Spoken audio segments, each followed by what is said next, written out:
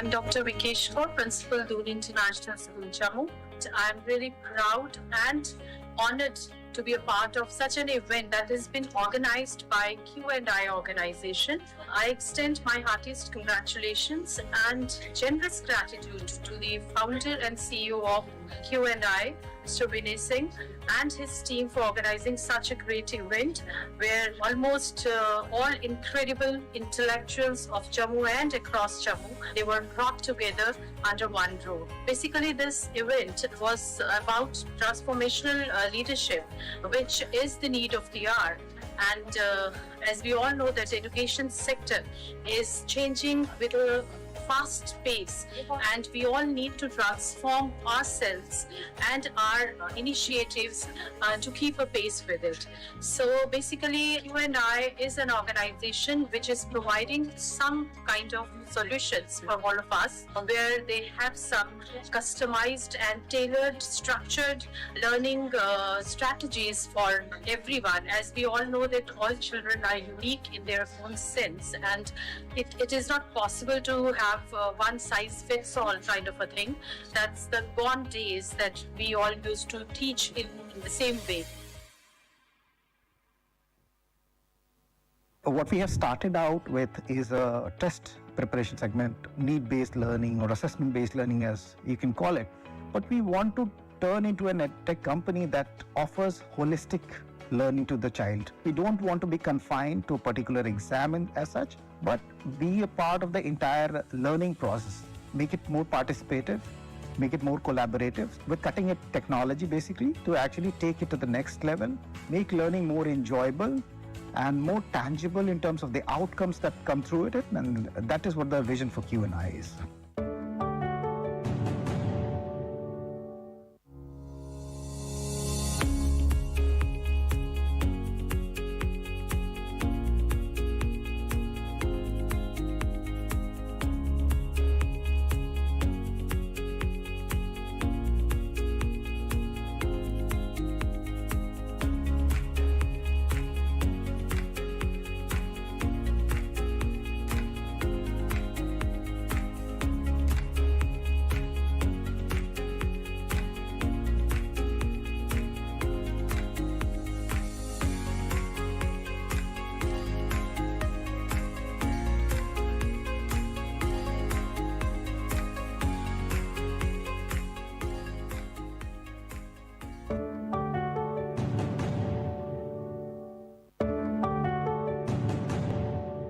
Help us to understand that at which part I'm lacking. You can start wherever you are in your journey. It doesn't depend on if you're in 11th or if you're in 12th. This product will tell you where you are exactly. I have all the solution in the app. It can be a game booster for a student who is sincerely preparing for JEE and needs. Most thing I like that previous questions. As a parent, I feel that the package is also very reasonable. Yes, I would recommend it for the students of engineering and medicine. Platform will teach them how to do time management. I would really like to tell our students to go ahead with this. The analysis part, the assessment part is really very good. Thank Q&I for giving us the platform for learning such amazing things. Q&I is something that's going to actually make them very independent, make them understand what are their potential strengths, what are their weaknesses. Child can revisit after attempting the test. I feel understanding the way the questions are asked and how to answer them is really difficult. We keep on practicing questions and means watching video lectures, but we don't know that till what level we have prepared. Q&I gives you a dashboard. How much pace of preparation is required? That will be guided by this. This is probably the need of the hour when children know that they can work at their own pace. Self learning कि किस तरीके से वो step by step अपने आप को improve कर रहा है वो देख सकता है. The thing which I feel best, the cycle which was told in the seminar. I find that this side of a curriculum would be really great for my children. It focuses more on their personalized analysis, their diagnostic. It obviously focuses on what you are actually weak at, like at the precise point. For me, it is questions and initiatives. This app has adaptive learning and provides questionnaire for students. आगे recommend करता हूँ और ज़्यादा से ज़्यादा लोग इसको समाज में आगे बढ़ाएं.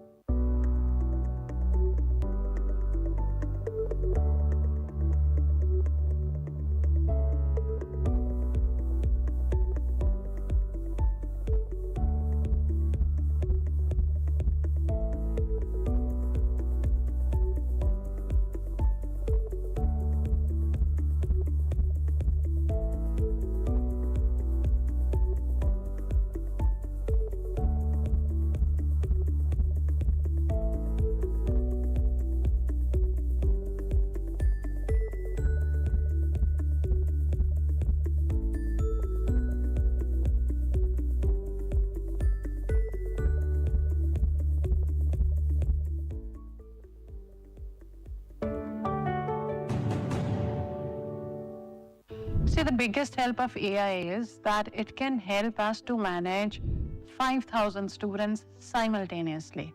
So whether it's a heterogeneous group or it is any kind of a group, that is no issue out here. Not only this, we take that tool of analysis that is really, really helpful, because what it does is it is highlighting the strength and the weakness of each and every student. So we continuously keep on going to the platforms. We pick up the analysis of the students who are working on the platform, and based upon that, we come to know that are there certain areas which are common to all the students where they're weak or they're not able to perform well.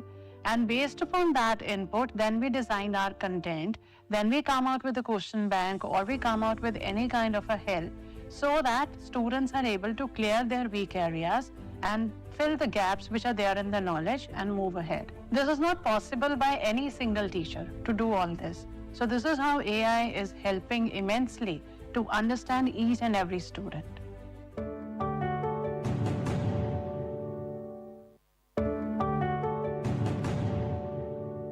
I wish Q&I all the very best, and I'm sure this is going to help the children to really find I in them. I find that it is a bit different from the many other platforms which are existing, and hopefully, it's really going to make a lot of difference, because it focuses more on their personalized analysis, their diagnostic. Moreover, the best part of it is that it is not just going to provide them the remedy, but going to give them the solution as well. So it is a very, very important product. Let's see, hope for the best. Future to come, the children will be able to explore I in them.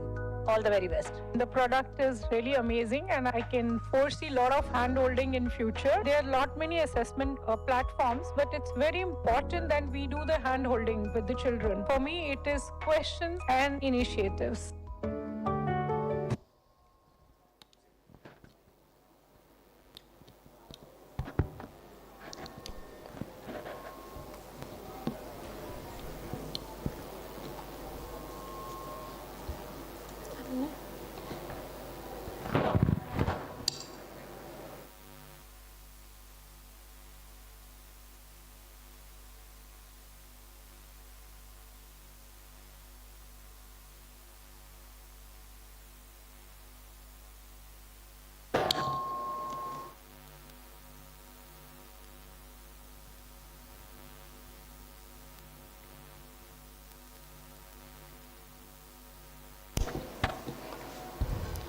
A very good evening to school leaders, educators, students, and parents.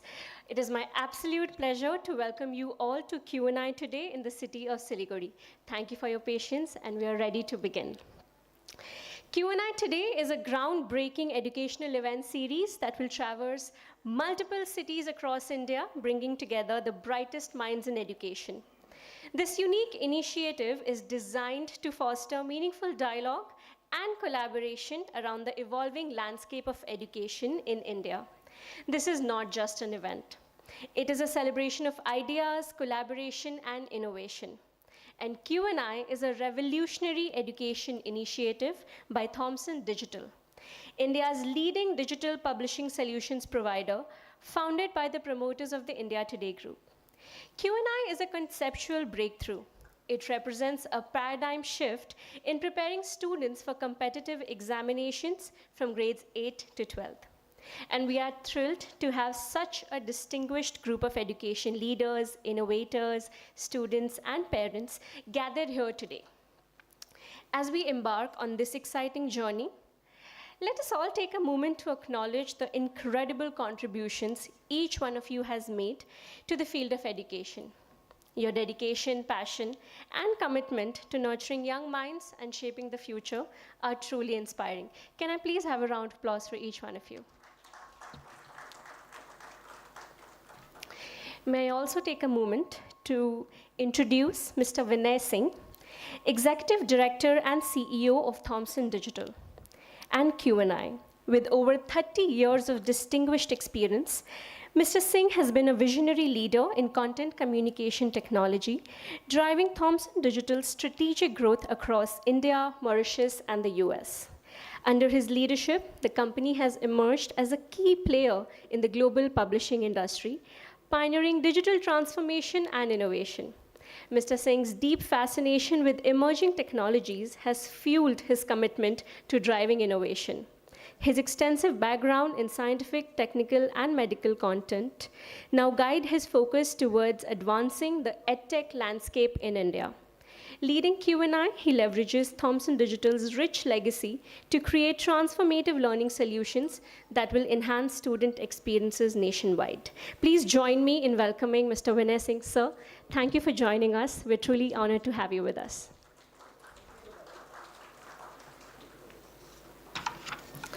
Well, we have a packed agenda ahead, featuring engaging panel discussions, interactive sessions, and thought-provoking presentations.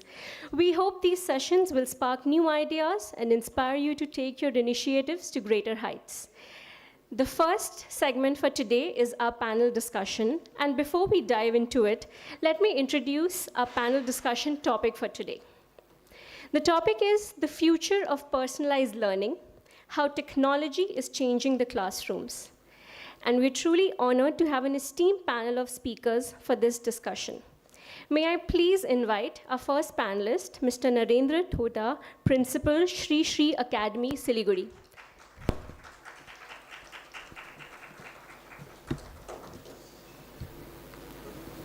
Welcome, sir. Dr. Shyam Sundar Agarwal, Principal, Siliguri Model High School, is our next panelist. Please join us on the stage, sir.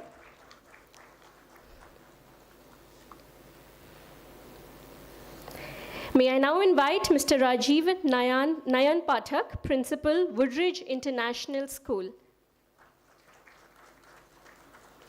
Welcome, sir.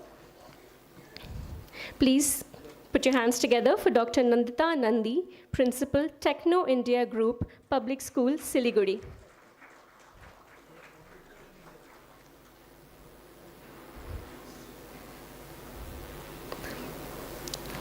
Our next panelist for this evening is Mr. Arindam Chakrabarti, Founder, Principal, Royal Academy.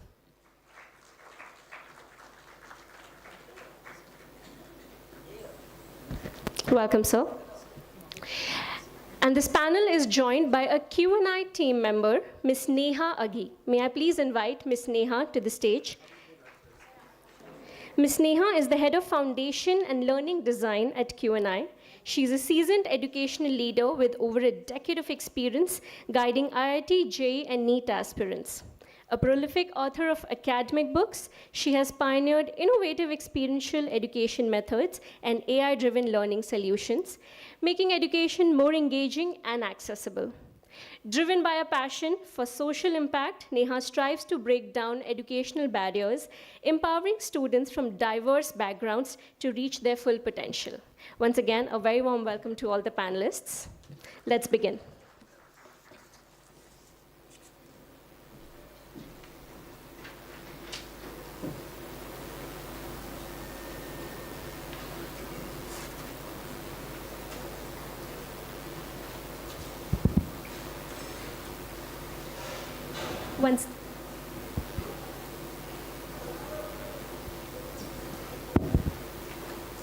Once again, a very good evening to everyone.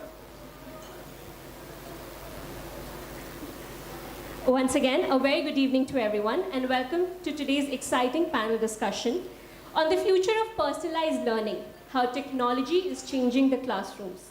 And we are thrilled to have such an esteemed panel of educators, thought leaders, and experts in the field of education, joining us to explore how personalized learning, powered by technology, is reshaping the way we educate our students.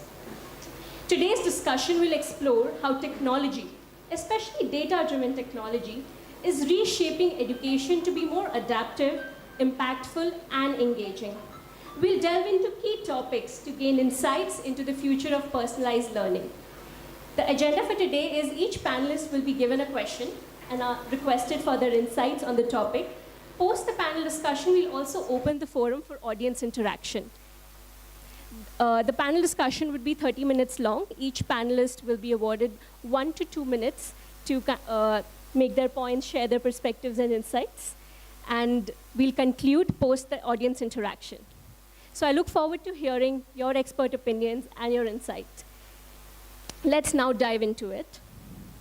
The first question is how do we envision personalized learning complementing and strengthening teaching methods over the next 5 to 10 years?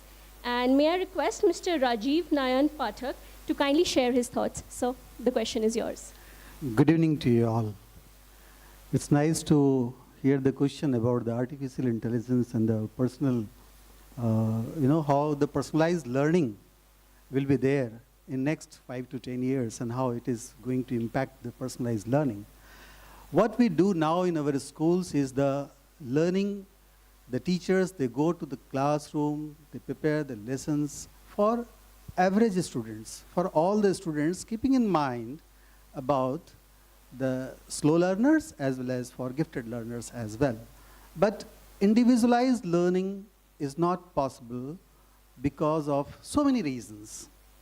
And that whatever the bottlenecks are there today, it is going to be addressed in the coming 5 to 10 years. In fact, the artificial intelligence, as ma'am said about the data-driven things, so what is the data which we require as a class teacher when he goes to teach something, suppose physics there in the class? Then, who has attempted these many questions? Assessment-based.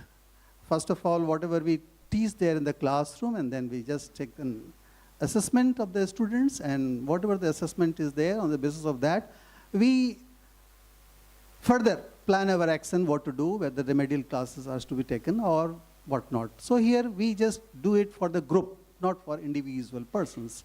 Why? The reason being is that we, as a teacher, we cannot make individualized question paper for all the students, and then if at all we make the question papers, then the evaluation of those question papers will take time, and that's why the teacher who goes there, he finds it very difficult to do, to find out the question papers, preparation of question papers and the evaluation and all. Here, the artificial intelligence will help them to find out individualized questions on the basis of the individualized assessment.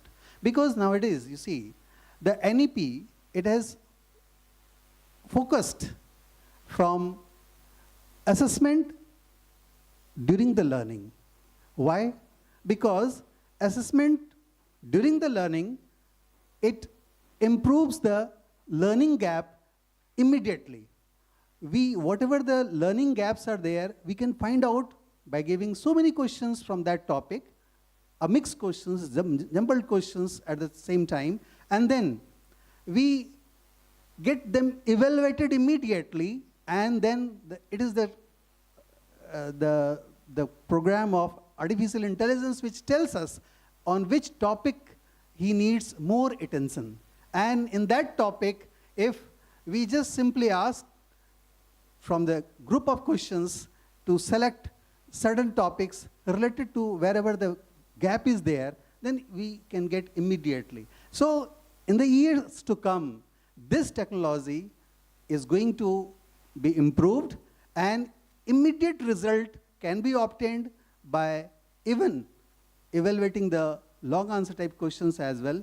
The parents will also be informed about the ward's result immediately, and then immediate action can be taken to bridge the gap, learning gap, so that all the whole class becomes at the same level, which is the desired level of learning outcome. So this is there, which we will find in a few years, maybe after 2 years or 4 years or so. And in doing so, the thing is that the hybrid learning process has been adopted in so many schools and is being adopted throughout the country. So here, suppose one student is absent there in one class, or one day, one fine day, he finds that he is unable to go to the school. And so, whatever the things are happening in the school, he can see it there in his home atmosphere, and so it is the hybrid classroom. He can interact from there itself to the class, and so all such things are going to happen in the near future with the advent of this 5G and maybe the 6G technology. So I think all such things, wherever we find the bottleneck in improvement of the students, it will be removed through this data-driven technology. Thank you, sir. Thank you for making some excellent points. And truly, the true test of technology is not just in its innovation, but also in its ability to bring out the true potential of every student. And technology is reshaping every aspect of our lives, and the future only looks brighter with it making learning personalized for every student. Exactly. So thank you for sharing those thoughts. Thank you, ma'am. If we go a little more granular, and if I may request Mr. Arindam Chakrabarti to kindly take the next question. So, can you... Yes, sir. Can you share some examples of successful personalized learning strategies that you have implemented at your school, and what support did you or would you need for these initiatives today or in the future? So the question is yours, sir. Okay, good evening, all my learned colleagues. Most of them are the principals of CBSE schools. And first of all, I should say that we are blessed to be under the CBSE, which is trying to make globalize the education. And the National Education Policy 2020 has rightly spoken about the cardinal point, that is customized education, that is individualized education. It should be student-centric, and it should cater to the need and necessity of each and every child. Earlier, as you know, our education system was all fit in one size, a British term called cookie-cut system. So already we were flowing through the colonial system of education.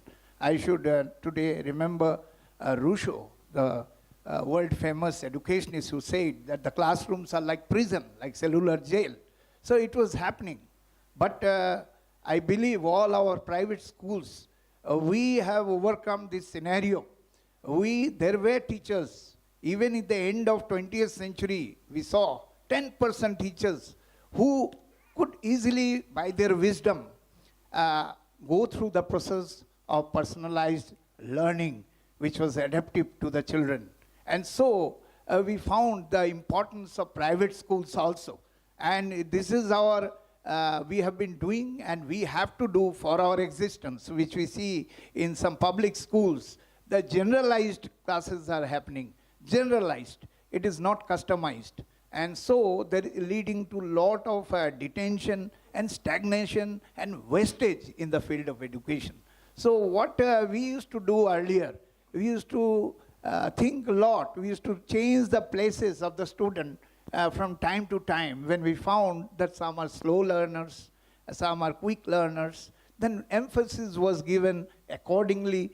And some of them, not the spread of, I should mention, the dispersion of the student or the learners are so huge. In today's world, maximum students are autistic. Maximum students cannot communicate. They face a problem staying in class. So in that case, I think during the COVID phase, we saw that the students got the idea of self-learning, and they got the online you can say teaching, and they did very well. So it was a blessing. I think COVID-19 was a blessing. It was a breakthrough. And today Q&I has taken another opportunity to bring this online coaching so that students can fathom great heights and they can fulfill their dreams. Because generalized education cannot serve the purpose of each and every child. So in my school, we have already introduced AI for the students of class 8, 9, 10, and they are doing excellent. Like ChatGPT, it is free of cost. A student can learn himself how to solve a problem. So this is unique, and if he doesn't like the process, he can say, I'm not satisfied. Another process comes, and he can do it at his own pace. He can do it again and again. So the importance of online learning is immense, and actually the meaning of learning comes from self or personalized learning. As per Sri Aurobindo Ghosh, he has said learning is an internal phenomena. It is not a push or imposed system which the teachers often take credit that I taught this child so he has become like this. No, it is all within him, within the individual. And personalized learning was there is there and will go eternal. It is eternal because it has to be personalized. It cannot be generalized. So this is what I feel. And I'm happy today that I have got this opportunity to share with you all that especially private schools like us, I am representing Royal Academy. I gave a birth to the school 33 years back, and I have been doing this only, how to get into each and every child, and they are bringing out immense success. Thank you. Thank you for sharing your thoughts, sir. Truly, personalization is no longer a trend. It is the necessity for our students, for our future. Which brings me to an interesting thought. We've all been talking about personalization and how technology is helping us achieve it. And we've always believed that every student is unique. But if I may ask Ms. Neha, how do you think technology is firstly helping us address the diverse learning needs? We understand it's important and it's necessary, but how is it truly helping us? And how can we leverage it to address the diverse learning needs of our students in today's classrooms? Your thoughts, please. Thank you, Shreya. Good evening, everybody. So before I pick up how part of it, why do we need data? We all are teachers, most of us are teachers here, and we have one common DNA. We understand diversity to the core. But how do we do that on everyday basis? We gather information from, as school leaders, as institutional heads, we gather information from all the teachers to understand our children. And then we analyze that information, we empathetically read that data and take decision on top of it. We build our intuition on top of it. Picking from what Sir said, Sri Aurobindo's philosophy, there are 4 stages of learning. The very first thing is a student should be physically fit to the environment that we are creating. Then comes the emotional well-being. Student needs to be emotionally centered to be ready to learn. And then third comes the mental well-being and psyche, overall psyche of the child is developed. When it comes to emotional well-being and being emotionally centered, we have so many eyes to look at our children. We ask art teacher how my child was behaving. We ask math teacher, we ask science teacher, and then we understand what are the emotional needs of the child, from where they are coming and how they are behaving, and then if there is any problem, we help. Because there are so many eyes that help us build our intuition really well. But when it comes to mental development, which is our mathematics, sciences, social studies, many subjects, how many eyes do we actually have on our children? It's just one eye, maybe 2, physics, chemistry, biology, but not more than that. So that means for mental well-being, we are short of information to build the right intuition. So how technology can help us build that intuition is your question. And some points, sir also mentioned, Rajiva sir, in terms of assessing the children on learning outcomes. So how we can leverage technology? Instead of spending our energy in gathering data, we take help of technology in developing the learning material. So for example, let's say a topic in mathematics, rational numbers. So locating rational numbers on number line. There will be some children in classroom, those will be visual learners. They can see the rational numbers on number line and understand. Some children will be able to understand through pattern recognition. Some children will be able to understand through the set strategic procedural fluency. So there will be so many children sitting. But the outcome is same, locate or plot rational number on the number line. So we can leverage technology, we can give similar question with different learning style needs to all the children. We can make learning personalized, and then we craft data out of it. And as a teacher, our role is just to read that data empathetically, not to spend our energy in developing that bank, developing that entire question bank and making lessons. We can leverage technology there and gather data. But how is that possible? I mean, how Sir mentioned AI can help us. How? So there are set learning objectives that we receive from NCRTs or NCF. We break our learning objectives into several knowledge clusters. And all the knowledge clusters have certain knowledge points. Knowledge points are the atomic learning elements that a student is exposed to. On an average in mathematics, from grade 6 to grade 10, a student is exposed to 10,000 plus learning targets, knowledge points. It's humanly impossible to create so many questions on all the learning targets, matching all the learning styles. So there we can leverage technology. We can build a huge question bank to assess the learning needs, and we can give the personalized learning questions. We can diagnose children. We can diagnose the learning style of the children, and then basis that technology can give them questions as per their learning styles. So that is how technology can help us gather data and again make learning personalized. No. Thank you, Neha. That was a very elaborate and a comprehensive answer. And thank you for sharing your thoughts.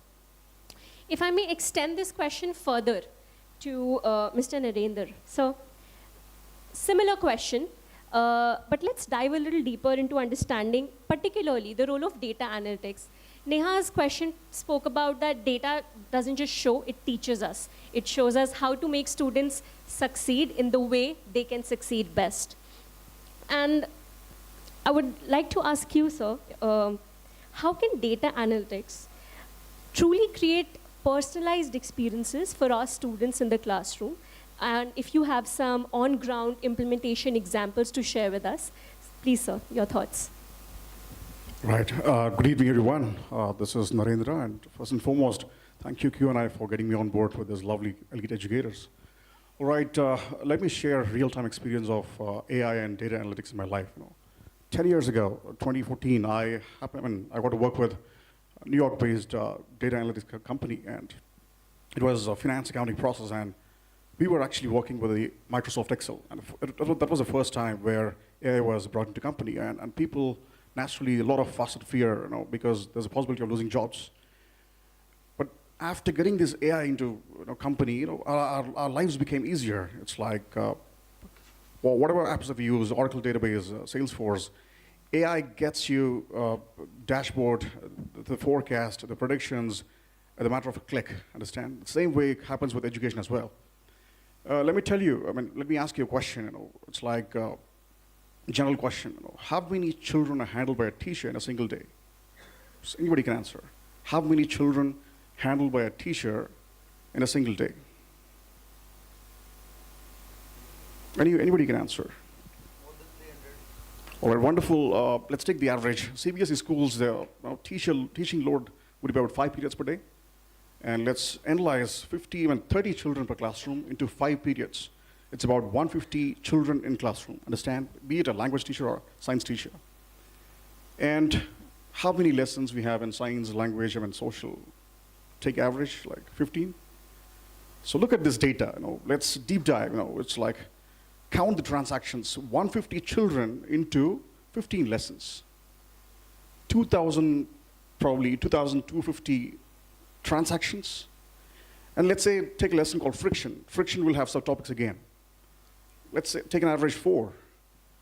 2,250 into 4. It's about 9,000, 10,000 individual transactions to be handled by a teacher. It's technically impossible. We must depend on AI this time. I mean, it's high time, it's prime time, because look at the Western schools, American schools, European schools, Canadian schools. They've been using it past decade, and we are actually delayed by 10 years. Yeah. And one more thing. UNESCO data says, out of 2.5 billion children that we have in the world, 1.5 billion will be using digital platforms in learning by 2025. Yeah, so it's prime time. We must be using it. Thank you, Q&I and EdTech companies getting AI into classrooms, because it's not about equality, it's about equity. You get you get served what you deserve. All right, and I mean, humble request. I don't know. You convince your management, reach out to your business leaders. It's right time to bring tech into classrooms. I'll give you a small example. Talk about the lives before Google Maps. Let's say you got to travel to a hotel in Gangtok. How painful it is to ask everyone in every street navigating to Gangtok. It's painful. The same way, this will offload the burden of teachers and principals, get you overall, it gives you dipstick check, deep dive analysis, like student level, teacher level, school level. All right? Yeah. Thank you. Some truly fantastic and incredible points made. So thank you for sharing your thoughts. And I think education technology shouldn't be an add-on. It should be the fundamental way in which we teach and learn in our classrooms for today. So thank you for reiterating that point. Which brings me to my next question to Dr. Shyam Sundar. So we've spoken about how technology is penetrating our classrooms and why it is important. Because technology doesn't move in a linear way. It moves in an exponential way, right? It's moving very fast, and the only thing to do is adapt and upgrade ourselves. So how can educators and parents collaborate to support personalized learning both at home and in school for our students? Your thoughts, sir. Thank you. Thank you. Thank you so much, esteemed moderator and my colleague, panelist, and the wonderful, gentry on the audience. Most of them are the principals. They are also the educators. So you see the paper in my hand. This indicates the educator is ready to deliver content within the time framework. And when comes a question of the open house, interactive session, we should not have any paper in hand. That indicates, my belief that Q&I will have their planning and preparation to have that deliberation to meet the requirement of the children. So as ma'am has asked me particularly regarding the educators and parents, how do they collaborate to support personalized learning? I want to repeat the question to the audience. What matters is understanding of the question. So she asked me, how can educators and parents collaborate to support personalized learning both at home and in school? Many of the times what happens, we come out with the answer where the question is not clear to any one of us. And this creates a learning gap. Is it on part of the learner also, even the educator also? So here, when I was sitting here, I was just jotting down some of the points so that it can be discussed within, minimum time, because he has allotted 2 to 3 minutes time. 2 to 3 minutes time. And if there is no time, then we don't need any paper.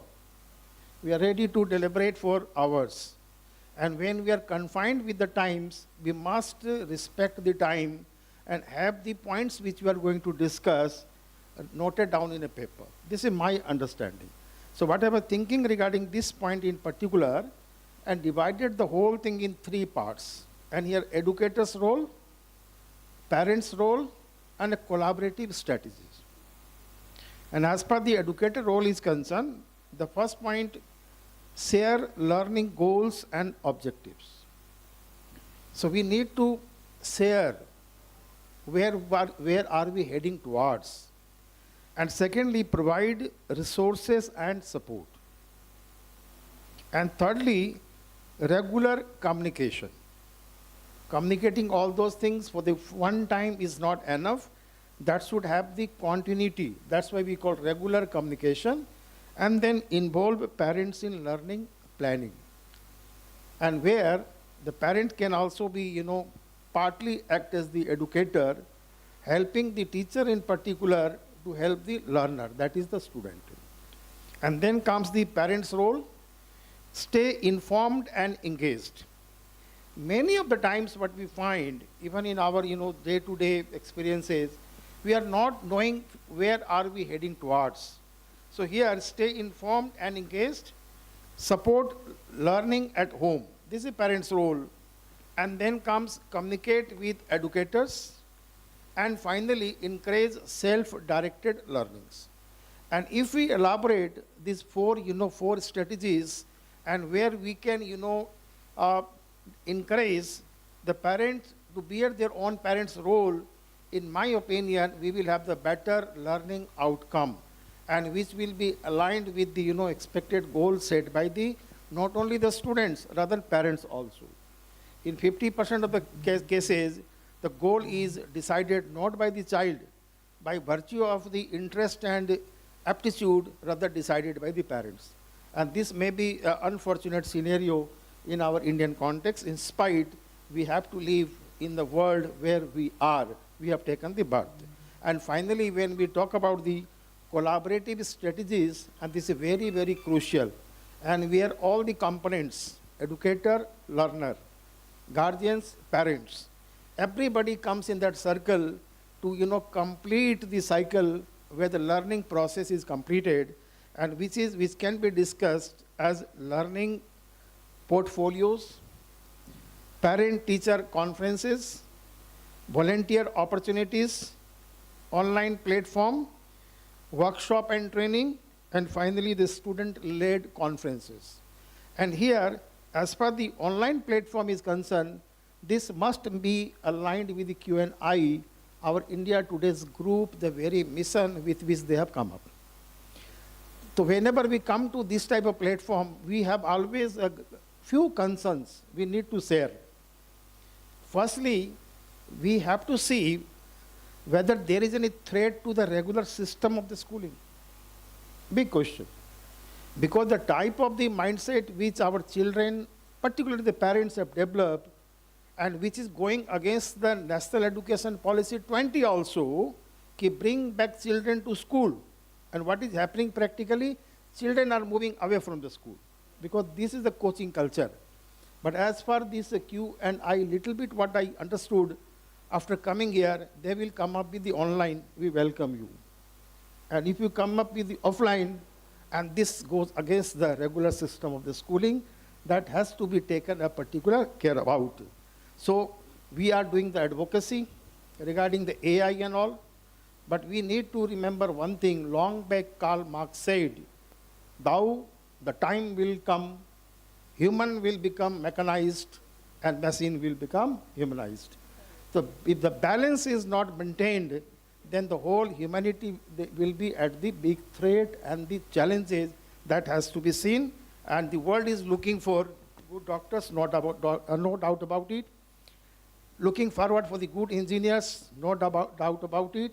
What at most the world needs is the good human. And if education develops any device by which the good humans can be produced, I think this would be the wonderful service to the humanity. That's all, ma'am. In the open session, we are ready to take up any question. Thank you very much.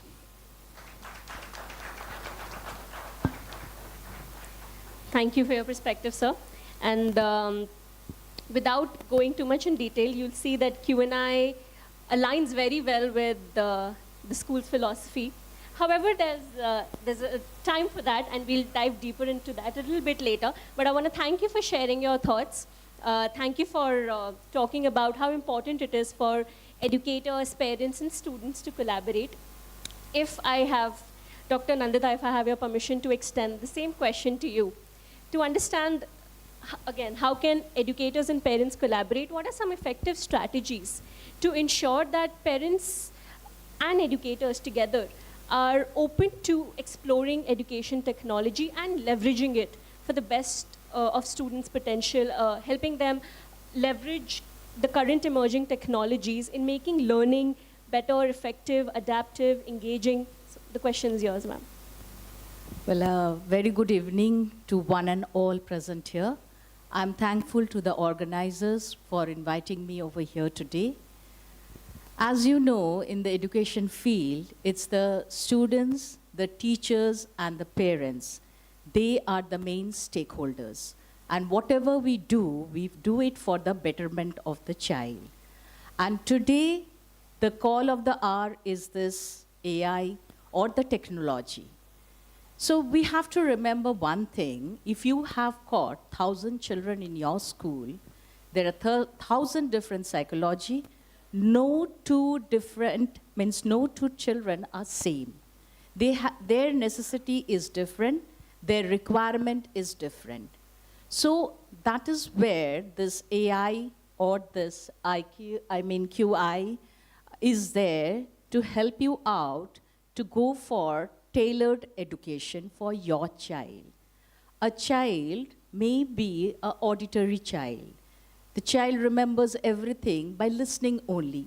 Maybe the child will forget the face of the person, but the child will remember the name of the person. So that is an auditory child. The child can only learn through when they hear anything. There are some visual child. When the teacher is writing on the board, the child can remember, but when the teacher is teaching verbally, he or she cannot remember. Nothing is going into her or his head. Everything is going above. So there are also kinesthetic children who they can learn through hands-on activities. So, but when a teacher steps into the class, the teacher goes on teaching, and there are different ways of teaching for each different teacher. It's always not that we mix up all the three things and we are teaching in the class, but if you want the tailored education for your child, so you all are there to help us out. And obviously, what I feel, it will be benefited because, when a child is in school, and there has to be a connection between a teacher, the school, and the child. What the child has studied in the school, suppose the history teacher has taught all about Taj Mahal, so the parent has to keep a track that what was taught in that history on that day, particular chapter.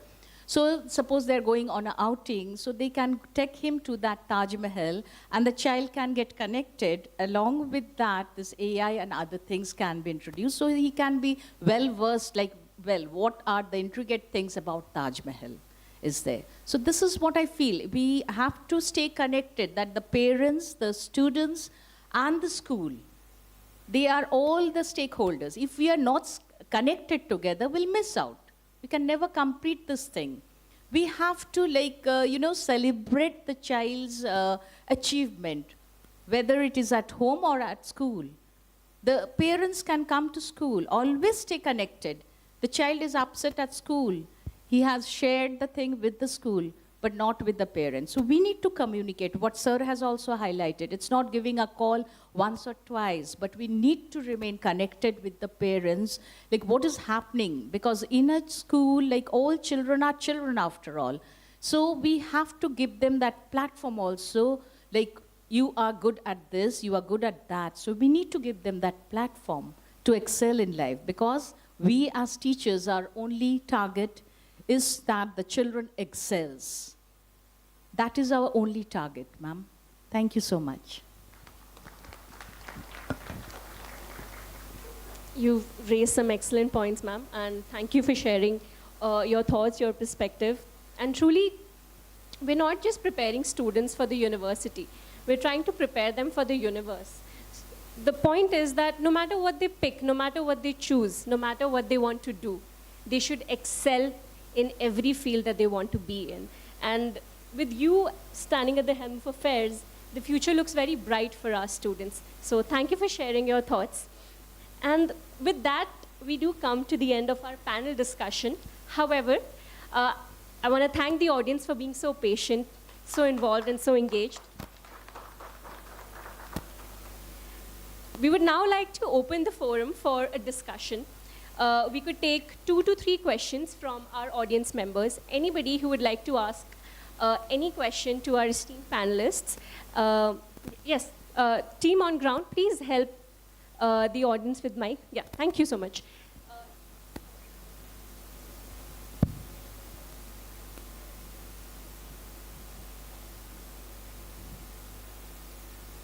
Your question, sir. Good evening, one and all present here. Myself, SP Sinha, Principal Techno India, Balurghat. Of course, undoubtedly, I'm a big supporter of the technology. There's no doubt over that. At the same time, I have some opinion in my mind. The learning process is continuous. Today, what I am learning, tomorrow it is getting old one. At the same time, the concept, what I am learning in the classroom or in the virtual platform and developing the knowledge of the core subjects and advancing the knowledge of STEMs and all the things which is required for what the Q&I is standing here. First question is that this is tailored or customized for IIT and JEE, or it is customized, it is a try to make personalized learning.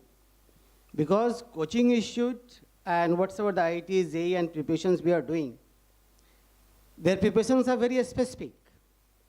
They have their own curriculums. They have their own patterns of preparing. So we are all the time focusing how to customize the curriculum for the competitive examinations and to introduce to the students. Here the students are the second stakeholders. I am very much concerned about that. Where we are thinking all these things, why not the students should be on the center point? So, in the very beginning, I told you that once again, I'm a very big supporter of the technology because all our learned members were talking about the AI and all the things. Of course, I have seen and we have been observing that how the teaching learning process have become very easy with the use of the AI and the different technology through gamifications, through animations, through repeated contents, and all the things like that ones by making the time managements. Only one question is that, sir, because of the use of all these things, somewhere our core concept of learning, is it getting diluted? And because of the use of the technology, our future generation is switching over to human beings to the inhumans, because somewhere we are just losing empathy, socializations, and all the things. And this is a big challenge. This will be a big challenge for the coming days. Because Dr. Sahab has told very nicely, I may become a doctor, I may become an engineer, I may become an IS and all the things like that, lawyer and all the things. But when we go for the school educations, by default, when we are interacting with the peer groups, when we are interacting with the social groups, so all these things, by default, we are learning these socializations and all the things, these all skills. So somewhere the doubt is that the use of this technology must not destroy this asset of the coming generation. So how we will have a good hybrid and blending when the technology and AI will come, where the sir has told that I am throwing a question and getting the answers. So where is that library where we used to sit and we have getting the so many knowledge? So somewhere this thing will be diluted.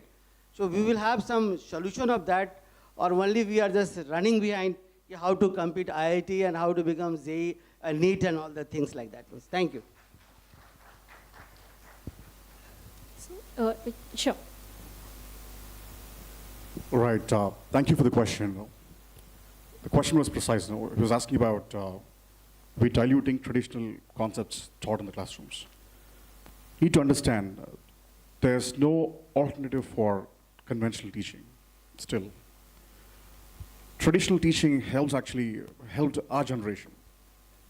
We are digital migrants, but these children, they are digital natives. Not about diluting concept, but enhancing concept, enabling concept, taking it to the next level. It's like, I told you before, you get served what you deserve. A child is at 60%, the AI gets the questions framed for 70%. It will go as per the pace of the child. Let's say I'm a teacher of social science. I taught one topic in the classroom, and maximum I can frame 10 questions, but AI can frame number of questions because it is connected to world, internet, right? So, two perspectives. Following traditional will keep the charm, but the second one, trusting AI into classrooms, this will leverage, advance the learning process. So this is what my understanding about. Thank you. Well, ma'am at the conclusive point said, thank you for your patience hearing. So we need to have a cross check, whether they are sleeping or having the patience hearing. Good evening. Most of them, they are sleeping. Good evening. Jai Hind. Yeah, they are waking up actually. The other point pertaining to my friend Dr. S.P. Sinha, I really now I feel we could be sitting that side to get more time than what panelists got to speak here sitting this side. Isn't it? Because for asking only one question, the time which my friend took, now I think we should be there to get more time. Thank you.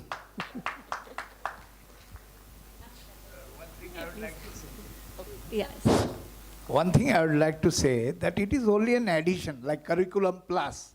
It is not bringing dilution or removing the conventional, as sir has said. So every values, every other norms will be there as per the NEP. So this is only for, you can say, enhancement, as properly said by our sir. Okay. So we are not distorting or diluting anything. It is, you say, personal growth of a child. Okay. Ma'am, please.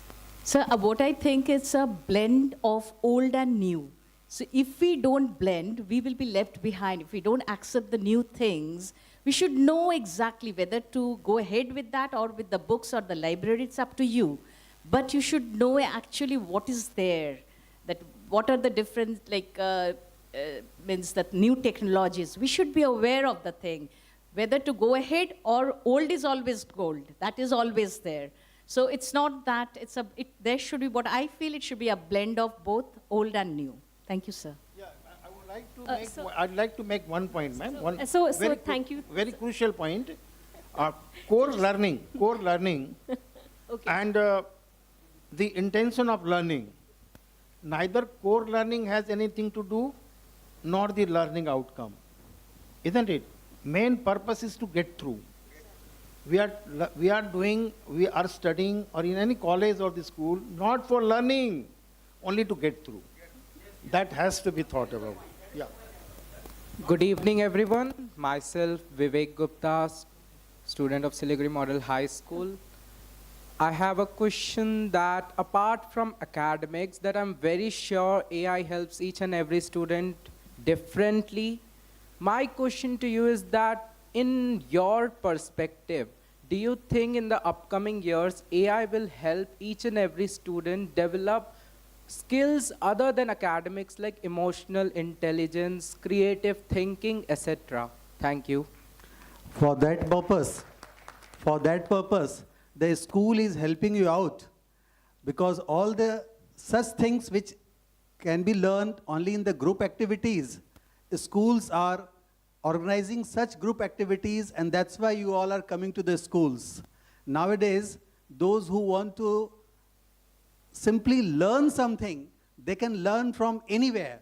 But all such group activities, whether social interaction, how you will develop empathy, how you will become a good human being, how you will become a good citizen of India, all such things you will learn coming to the school only.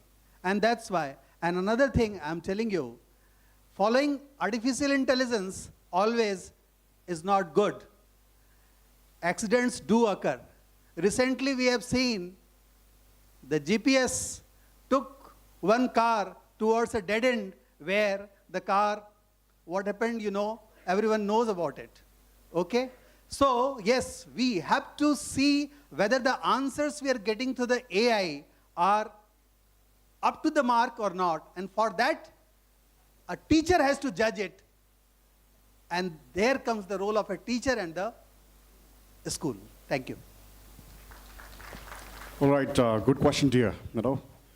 You can get data everywhere, even online. Probably someone can teach better than your schools. But you should come to school for experience. You should come to school for skills. As per the World Economic Forum, it says, the data says, teachers and doctors are least affected by AI because you need human touch. Got it? So we should be working together to understand emotions. I don't think so AI can replace human values, human touch, right? Thank you. Hello. Good evening, everyone. Here, Andy Misra, Principal Nirman Vidya School. Can I speak, ma'am? Sir, can you just allow us 20 seconds? Ma'am wants to It's give okay, it's okay. Nandita, ma'am, please. Thank you, Yeah, sir. I'll just say one thing. Humans cannot be replaced by technology. When my childhood, when there was computer introduced, it was told now no more like people will be there working, you know, all the people will be thrown out of their job and all that. But this compassionateness, this today's session, we could have had it online, but we are having it offline, right? This personal touch, seeing each other, talking to each other, meeting each other, has got some other effect, which is never possible on virtual mode.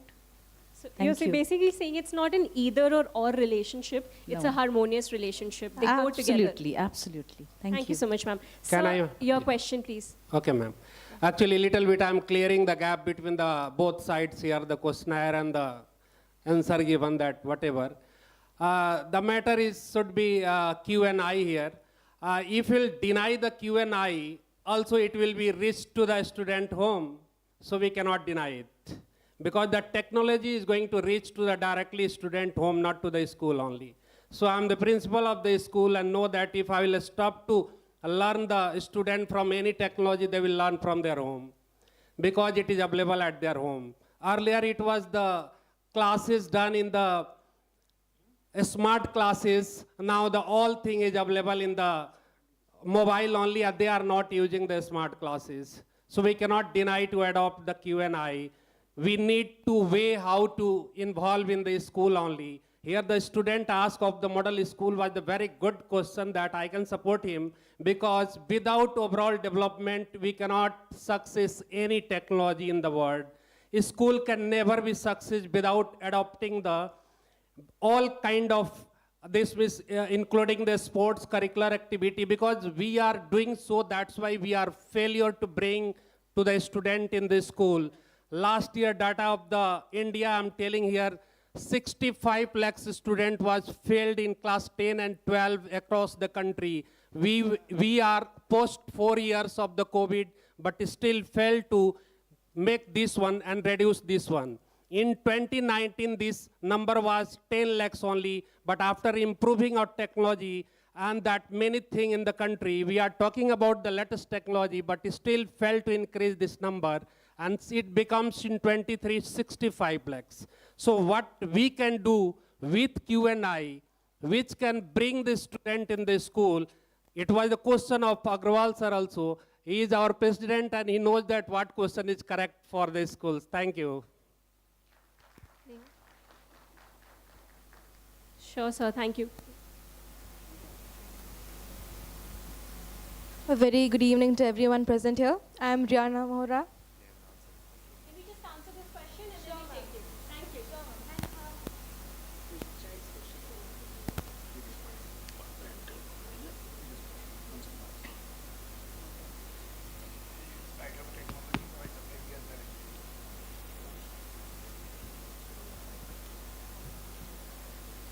So despite technology, the failures are increasing. It's because the technology is not aligned with the school.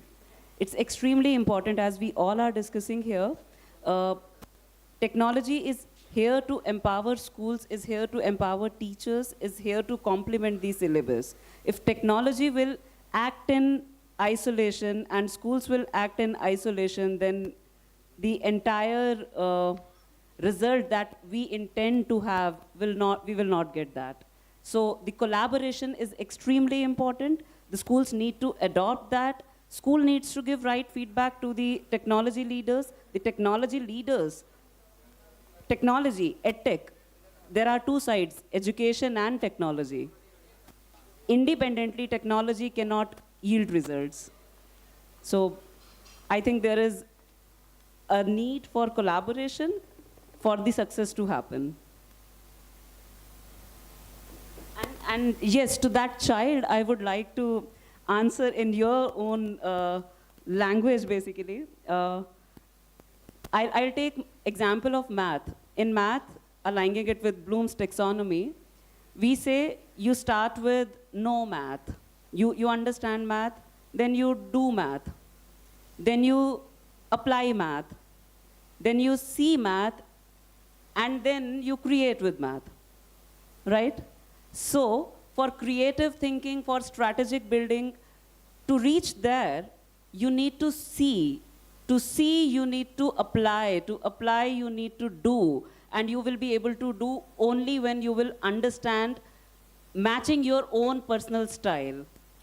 If you will get questions that you cannot relate with, you will not be able to do that. And if you will not be able to do that, you will not be able to learn. And then AI will help you to reach to that level, to reach to that creative thinking, because you will be doing as per your own learning style. And that way you will develop your skills. So thank you for that answer, Neha.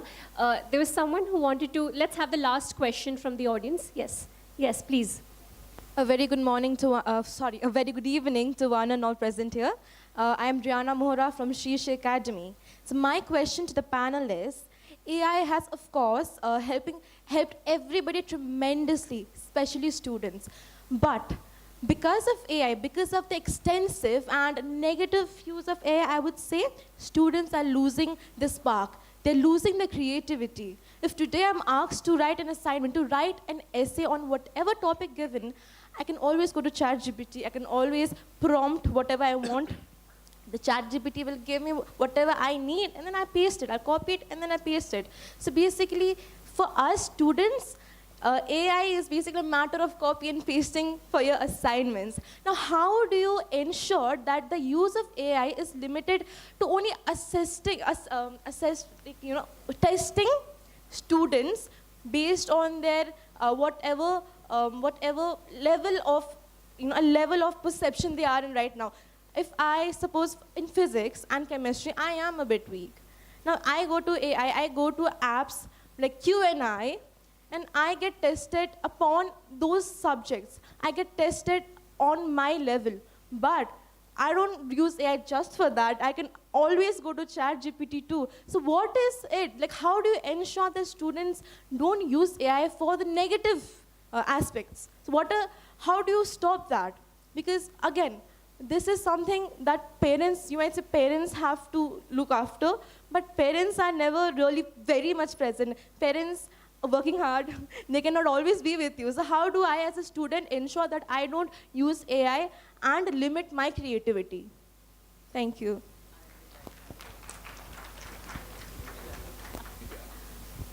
So that's a wonderful question.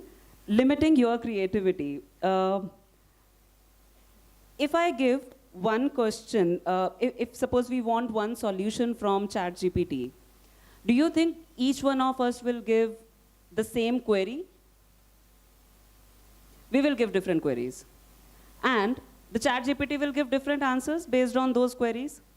So creativity lies in what kind of query we are giving.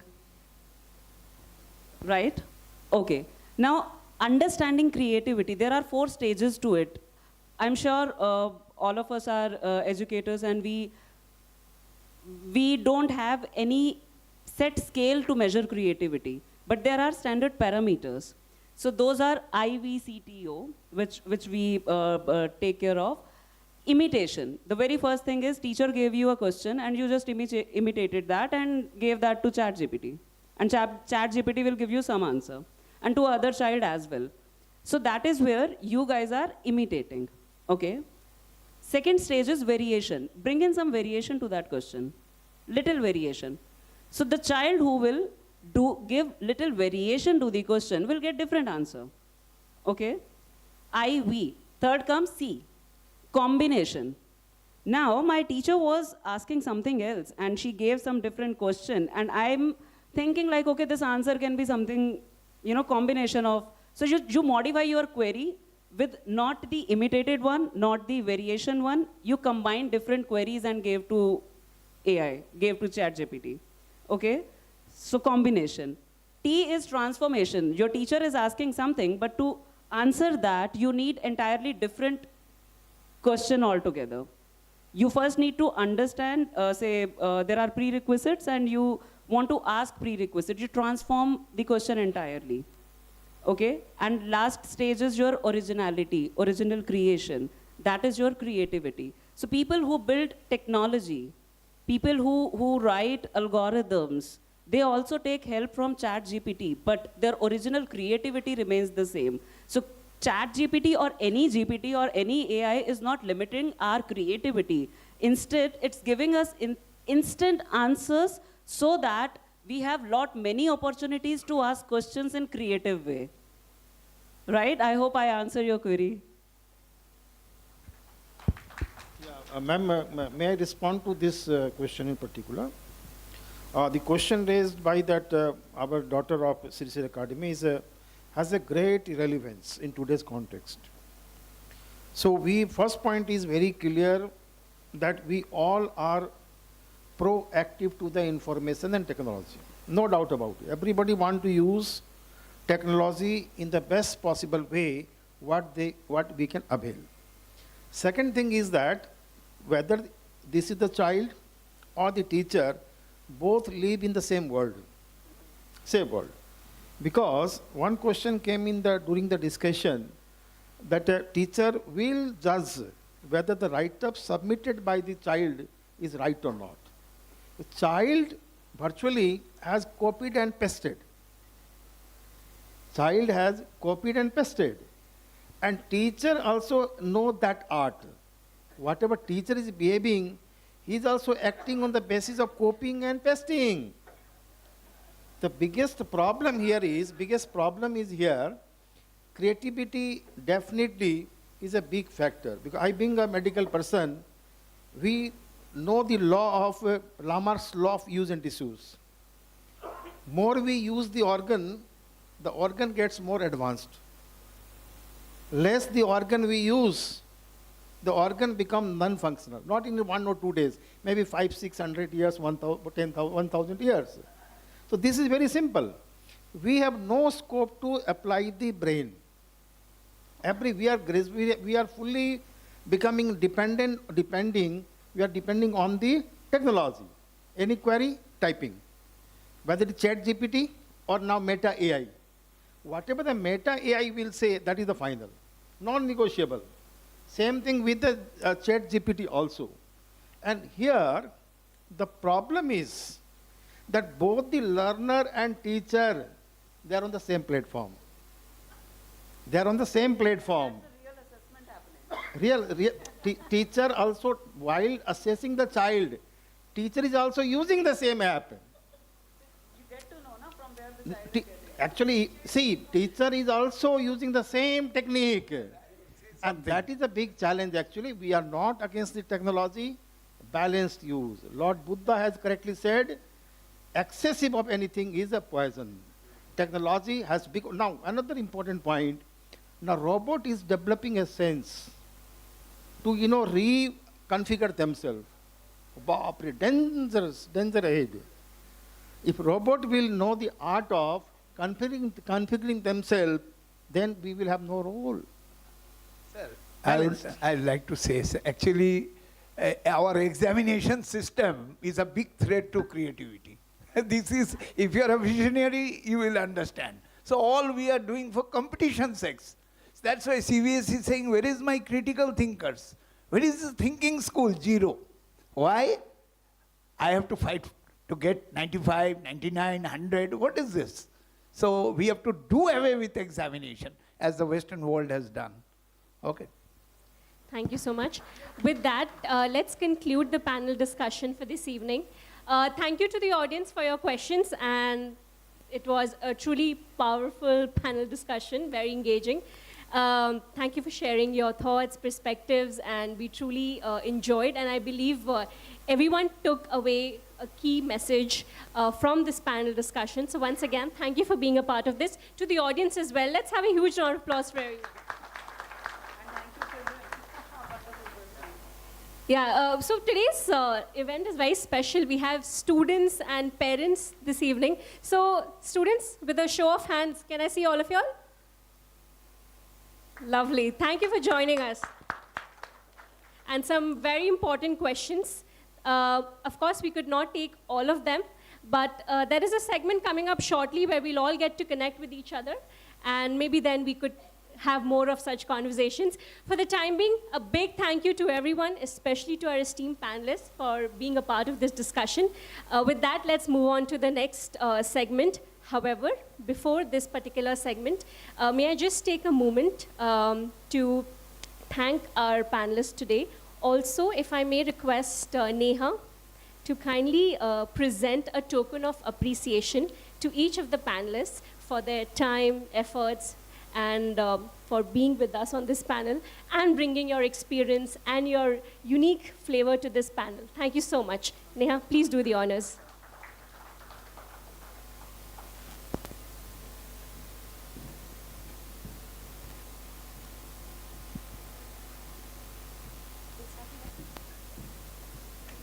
Thank you so much. It was our pleasure.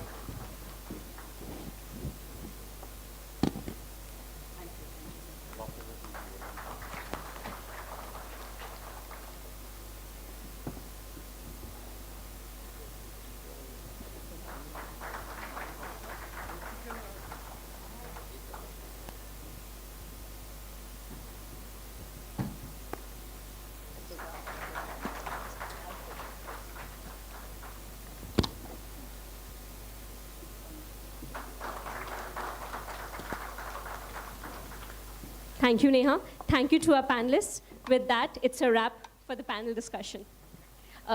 Let's have a group photograph.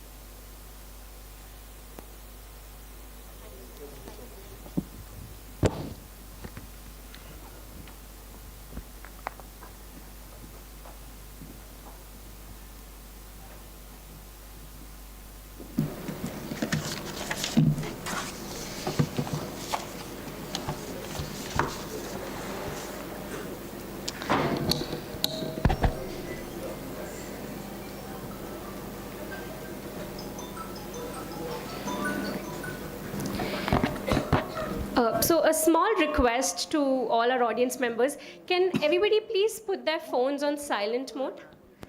It's a humble request. Please put your phones on silent mode. Thank you so much. Also, the team on ground, please put your phones on silent mode as well. Thank you so much.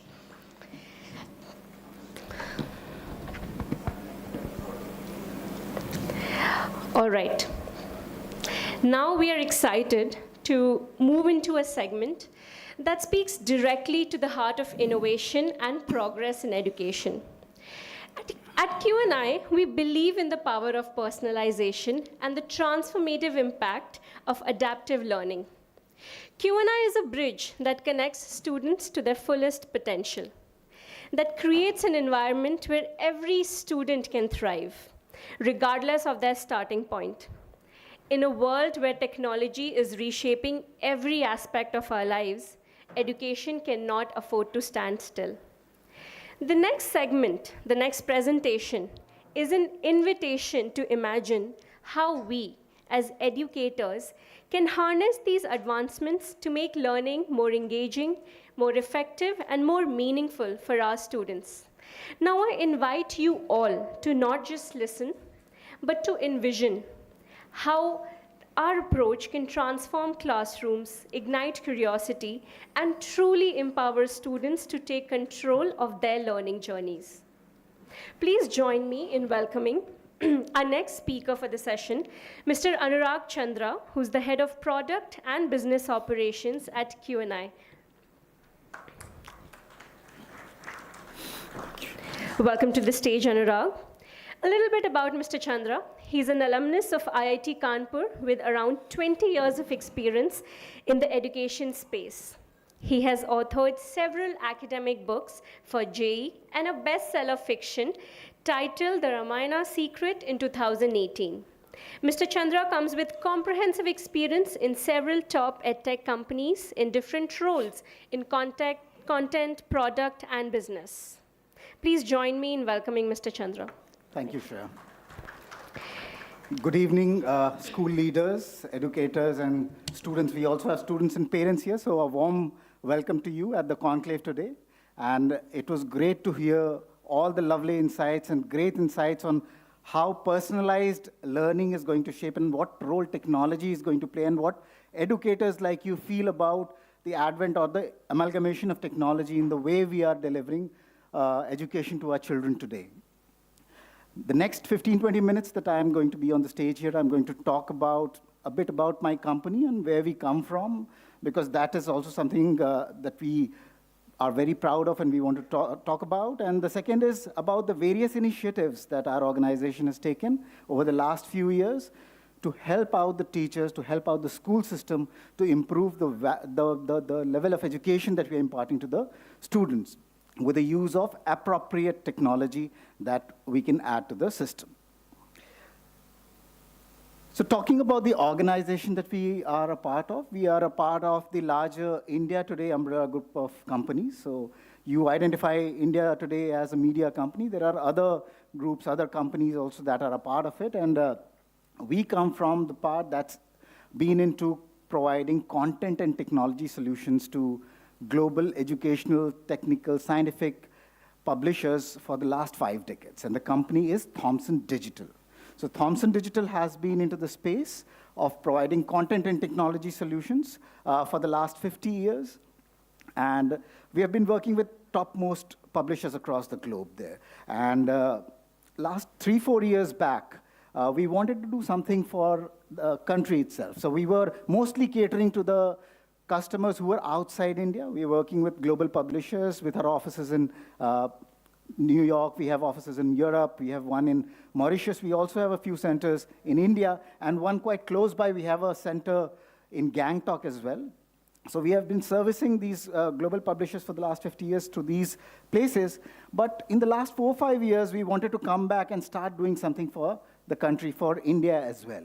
And since we already had a firm footing in structuring content and also delivering technology solutions, we felt that education, or the school education specifically, was something that we could get into. And that's how the idea of Q&I germinated. So Q&I essentially is an initiative from Thomson Digital, which is trying to serve educators, the schools, the students in the K-12 education segment. All right. So when we began to look into the kind of solutions we wanted to build, because 4 or 5 years back, there were lots of edtech players already coming into the market. There was a kind of a boom, you can say, with many online players coming and delivering solutions, and a lot of them focusing on competitive examinations per se, right? And they were delivering directly to the students. So we did not want to become one of them. We did not want to be one of the many that were already in the play. So we began our work back in 2019 with a lot of research, with a lot of discussions with educators, parents, students, various stakeholders that are a part of the entire system. And we primarily began looking at the post-class 10 segment because when we entered, that was the segment that was most affected in the sense that almost like the number of students who move out of the regular schooling system post-class 10, almost 20% of them were moving out because they wanted to prepare for these competitive examinations. And there was a culture of dummy schools and coachings flourishing, and all these things were happening. So that was a problem area that we focused right at the beginning. And then we later on moved to the other grades, right from grades 8, 9, and 10, where we started to focus not on any particular examination, not on focusing on Olympiads and XYZ examinations, but focusing on improving the learning, the fundamental, the foundational learning skills of the students. So across grades 8 to 12 is what we started to focus on. When we were focusing on the students and the problem, identifying the problem areas that were gripping all the stakeholders, we figured out that there was a culture of an after-school program that was prevalent, be it in the form of offline centers, be it in the form of online solutions that were being sold out to the students. I'll club them all together as an after-school program. And there was a school system where we already had a very robust system where we had teachers trained to be teachers, teaching, focusing on board success, focusing on the holistic development of the child, children going there in a very safe and secured environment to perform optimally, teachers knowing their students for the last 10, 12 years. And these after-school programs, they generated that interest because they were catering to a particular segment. They were catering to the students who were focused on these competitive examination success. And these after-school programs, what they led to was, they were definitely serving some purpose because they were helping the students ace these competitive examinations. But the problem was they were weaning them away from the schooling system. So in effect, we were having a parallel learning system offered by the school and these after-school programs that were not in collaboration with each other. They were not complementing, but competing against each other. And that was the biggest problem that we identified. And that was affecting everybody, be it the students, the parents, the school, everybody, in various ways. And what we were getting was a competing program that was totally disconnected from the school. And that led to the flourishing of dummy schools. That led to students not focusing on school at all, at least post-class 10th, and some students also beginning as early as class 6th. So this was a competing program that was developing. Also, the way we were delivering these programs was a very standardized way of delivering. There was an exam in focus, and everything was centered around making sure that the child scores more to ace the examination. In effect, it was only the top bracket of students who succeeded, and the rest of the students were not catered to. So it was a one-size-fits-all approach. If you fitted in, well and good. If you did not, you were just one in the game, and you just ended up being underconfident of yourself. The student became underconfident about themselves. They felt that if they are not scoring marks, they are not good enough. And the third was, these programs generally would happen at your home. They would happen outside school, which are quite unregulated because these are 2 or 3 year programs.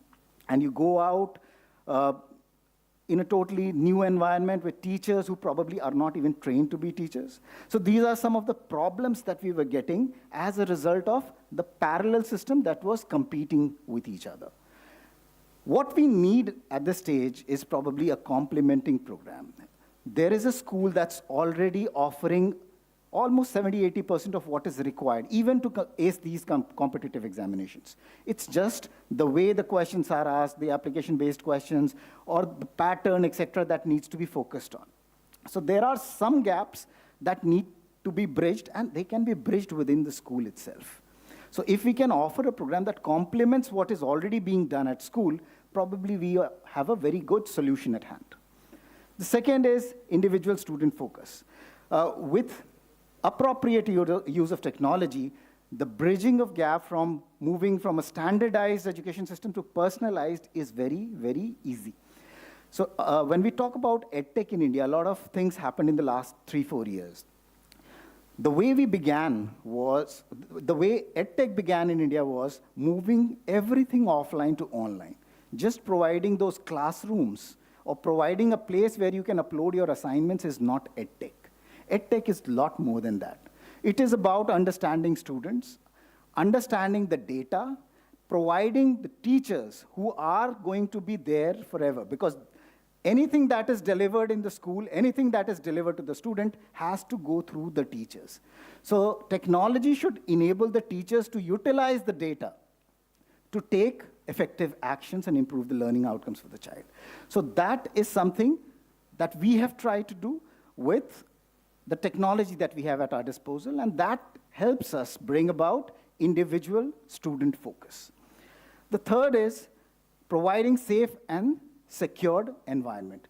We all would agree that any child would perform optimally if they get that safety, if they get that security.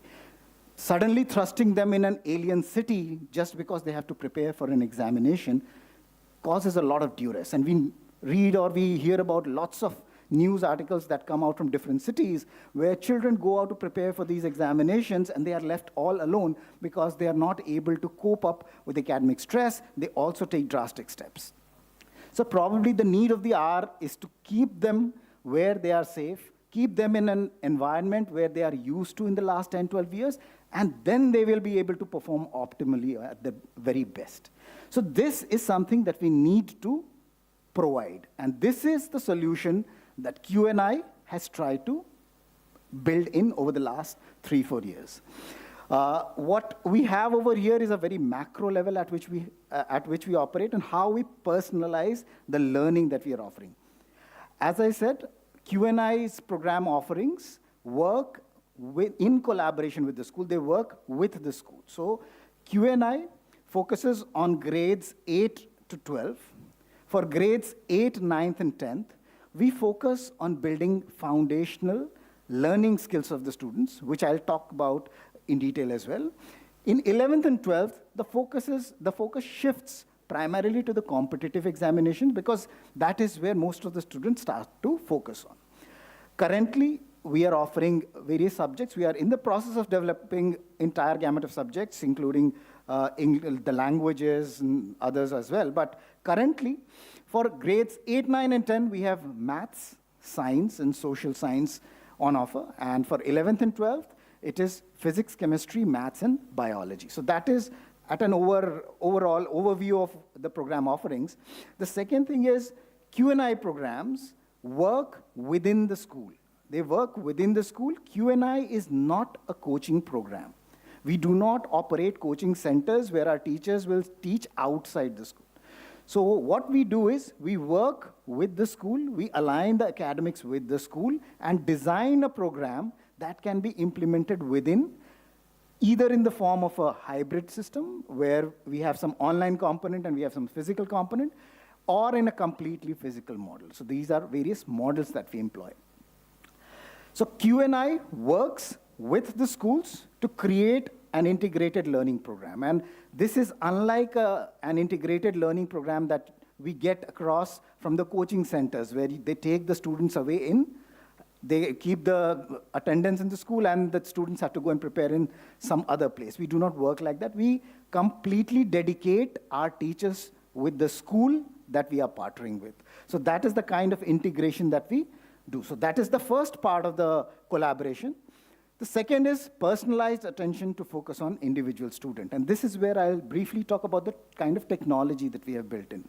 Personalization, not just in terms of telling them what their scores are or probably giving them a different set of questions. Personalization would also mean understanding why they are failing at what they are failing. It's not just about telling them that you are weak in this topic. It's also about telling them how they can get over that learning gap and improve themselves. So that is where the true definition of personalization comes in. And there are a few other components that we have introduced in the way we are offering this program to complete the learning cycle, which I'll talk about. Third is providing a safe and secured environment. As I said, we work in tandem with the school, within the school. Hence, the problem of safety, security is all taken care of. And fourth is reducing the burden on the teachers.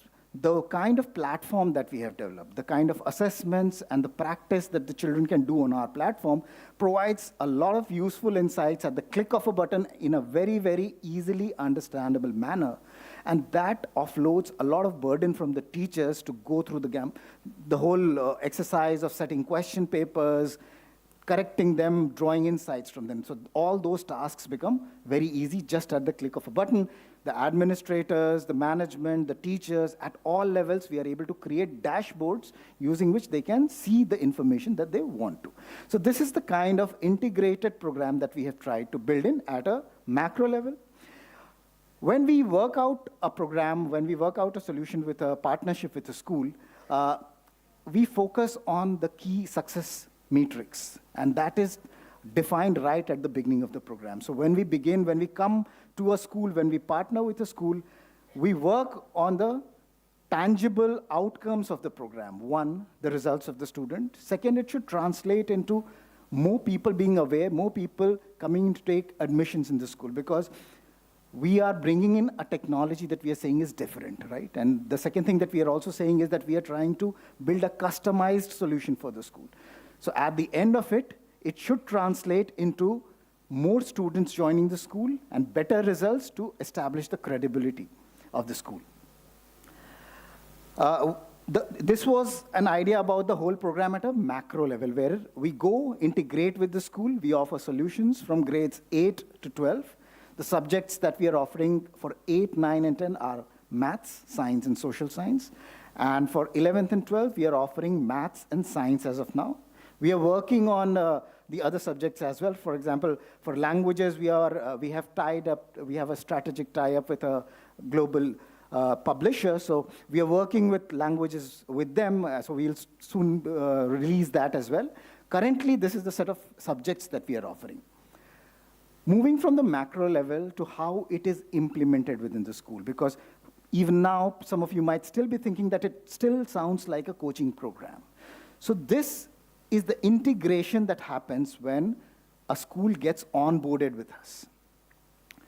When we have the school and the students joining us, what we begin with is a diagnostic test. So when a program has to begin, suppose a school has opted for a program for grade 9. When the students of grade 9 come, we do not begin the program right away. We begin with a diagnostic test to understand if the children are at par on the prerequisites that are required for grade 9. So that diagnostic test gives us a lot of data. Basis the data, we tailor a bridge course for those students. So we are able to identify groups of students, plug in the gaps that we have found in the bridge course, and then make them ready to start the program for their relevant grade. So for grade 9 student, we have a bridge course that covers the concepts for grade 8 before they actually begin the program. So the first step for the students who join the program is a diagnostic test and a bridge course. This is an online test. It happens on the Q&I's adaptive learning platform. The second aspect, the second step of the learning is the actual learning that begins in classrooms. The classroom learning happens in two models. It can either be completely physical, where our teachers, a dedicated set of teachers, get stationed at the school.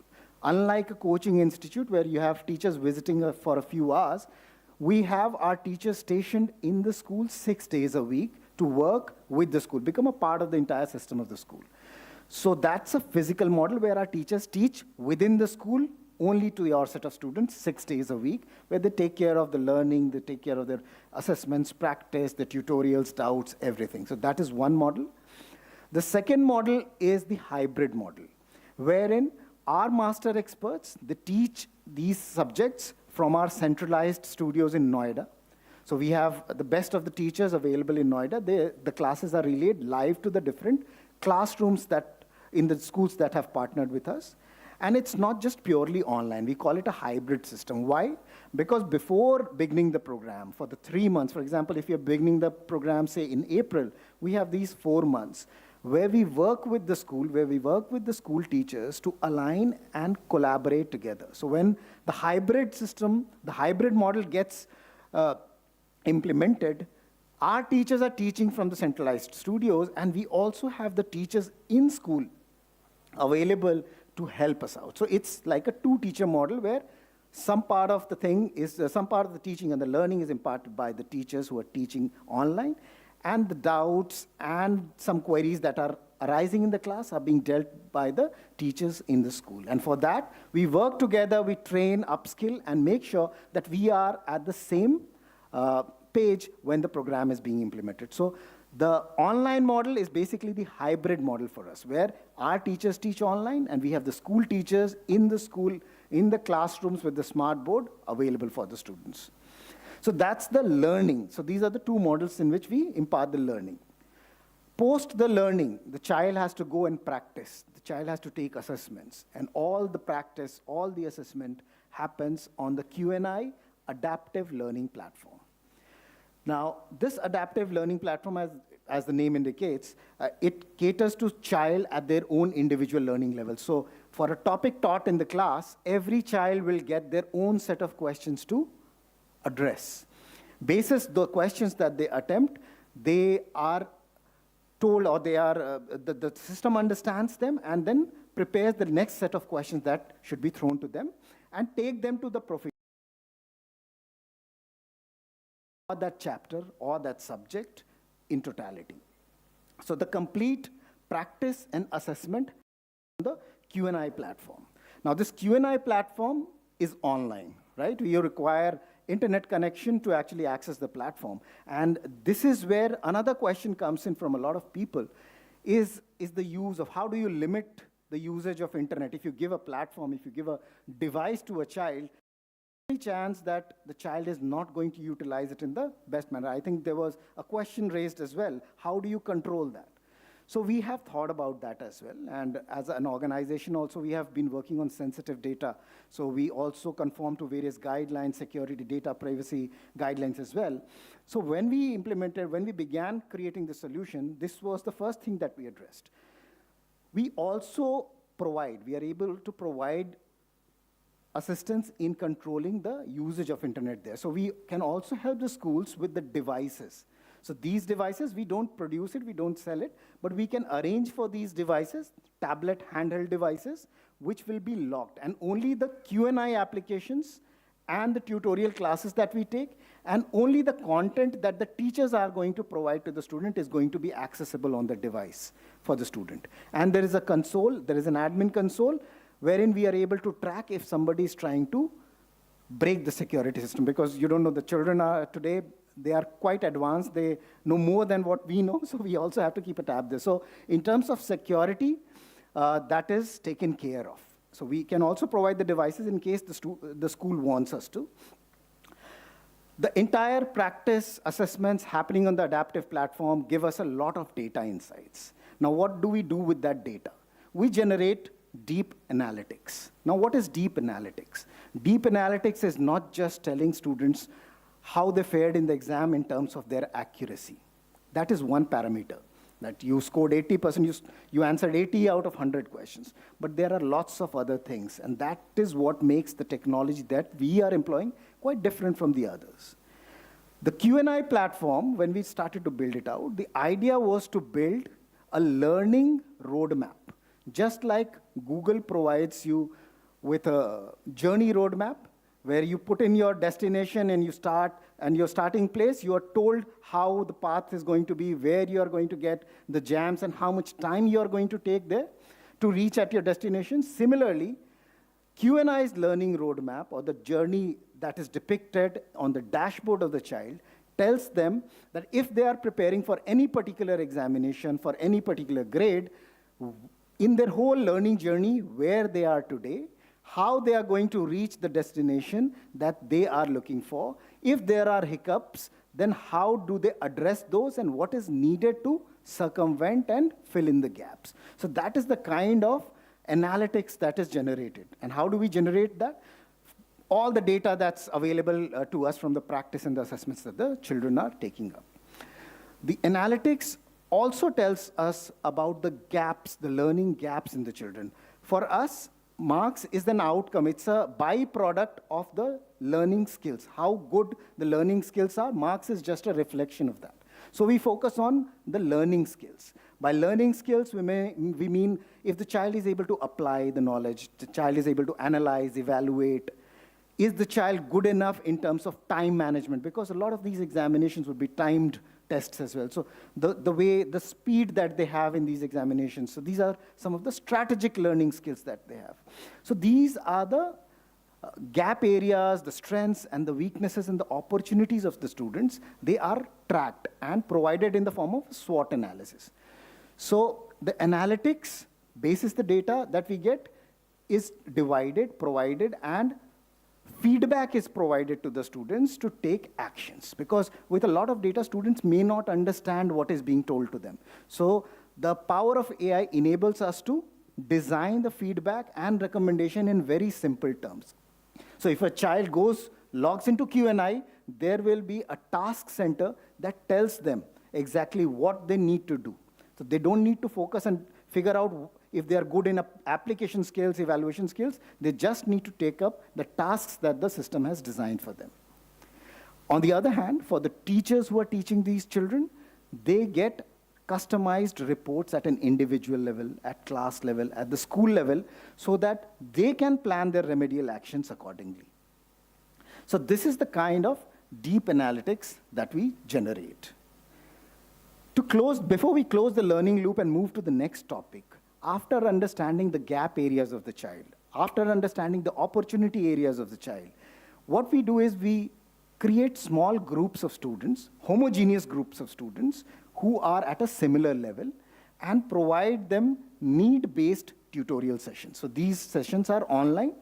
Basis the practice, basis where they stand, they are called in smaller groups, homogeneous groups. So you will not have a child who is at a very basic level being clubbed with a child who is at a very higher level in that particular topic. So we club them, basis the data, invite them for a need-based tutorial session, and in that 1 hour or 1.5 hour class, there are clear, tangible outcomes that are defined for the class. The child comes in, the concepts are enforced, there is a short quiz that happens in the class, and the child can go out of the class fairly confident that their topic is closed. So this is how the entire learning loop for the child is taken care of when we implement the solution at the school.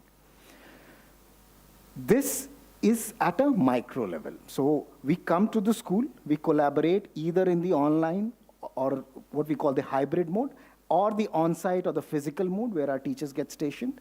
We begin with the process by taking a diagnostic test, followed by the learning that begins, and practice and assessments on the Q&I's adaptive learning platform. The platform generates a lot of data, and basis that data, we are able to structure a very, very individualized, personalized learning path for the child. We also provide a lot of insights to the teachers to take remedial actions post these assessments and the practice sessions. We create smaller, homogeneous groups of students to call them, plug in the gaps so that their topic gets secured. It reaches into a strength area if you look at the SWOT table. And that is how the entire learning cycle gets completed. So this is what the solution is. My team would be around to talk to you in detail about what the program is, because every school will have their own different needs, different set of students, different number of students, different requirements. So my team would be around here today as well, and we are planning to visit again back on the 10th, 11th, and 12th of December, wherein we plan to visit your schools individually. We will visit your schools, spend 30-35 minutes with you to explain the program in detail, the level of collaboration that we work with, the customers and how we have the success stories for us, and also understand the requirements from your school so that we can customize a learning solution for you and see if a collaboration can be worked out. So that is for 10th, 11th, and 12th December. So we'll have a team stationed here during that time. The next thing is, how old is Q&I? What is your success story? You have talked a lot about different things, personalization and other things, but have you tested it out? So yes, we did launch this program in the last academic session. So November 2022 is when we pre-launched it. We went out to 50 schools that we worked with very closely. Around 5,000 students in all did come on our platform at various stages last year. And out of the students who took JEE Main, for example, we started with 11th and 12th last year. This year we have gone into 8, 9, and 10 as well. For 11th and 12th, out of the students who took JEE Mains in 2024, 15% of them scored 90 percentile and above. So that is just a small measure where the average, the national average is 4%. 4% students, our success rate was 15%. So that is the kind of jump that a platform like Q&I can provide to the students if it is implemented through the teachers. So you always have teachers at the helm of it, utilizing the data, the students taking the practice and assessments, teachers utilizing the data, planning the remedial actions for them, and that is what the success story for us is. The highest percentile was 99.83 percentile, and coincidentally that came from a student who came from a very average government school. He was a government school student, so in terms of resources and availability of other resources, that was limited. So Q&I also provides that scale, and it can reach out to all the students, and this is the limited success story that we have. For the upcoming academic session, we are reaching out to 40 cities across India. So we are going out to different cities, and Siliguri is one of them. So we have already done 13 cities, and in the next 1.5 months, we are going to cover the rest of the 27 cities, and 40 cities is what we are going out with. And in each city, we are reaching out to approximately 50 schools. So that's 2,000 schools is what we are reaching out with and reaching out to. And we are trying to work out and see if we can collaborate with the school students there. And that is the vision for us for the upcoming academic session. So that is Q&I for you on a very introductory level. I'll probably open the forum if you have any queries regarding the program or Q&I as such. Other than that, yeah, sure. And we also will have my team around, so you can connect with them when we have the networking break as well. Yes, go ahead. Somebody wanted to ask a question. Good evening, sir. Good evening, everyone. My name is Mayuki Chakrabarti. I'm from Shishi Academy. Sir, few days back, just 5 days back, I gave a diagnostics test, and it was not from Q&I. And there are multiple options other than Q&I. So, sir, how is it different from any other companies that we have given diagnostics tests, who have given us result, we have gone through that same process? Right. What happened after the diagnostic test? We had a workshop, and after that, the ones who wanted to opt for something, they went, but yeah. So that was the end of it, right? They told you where you stood. There was no action.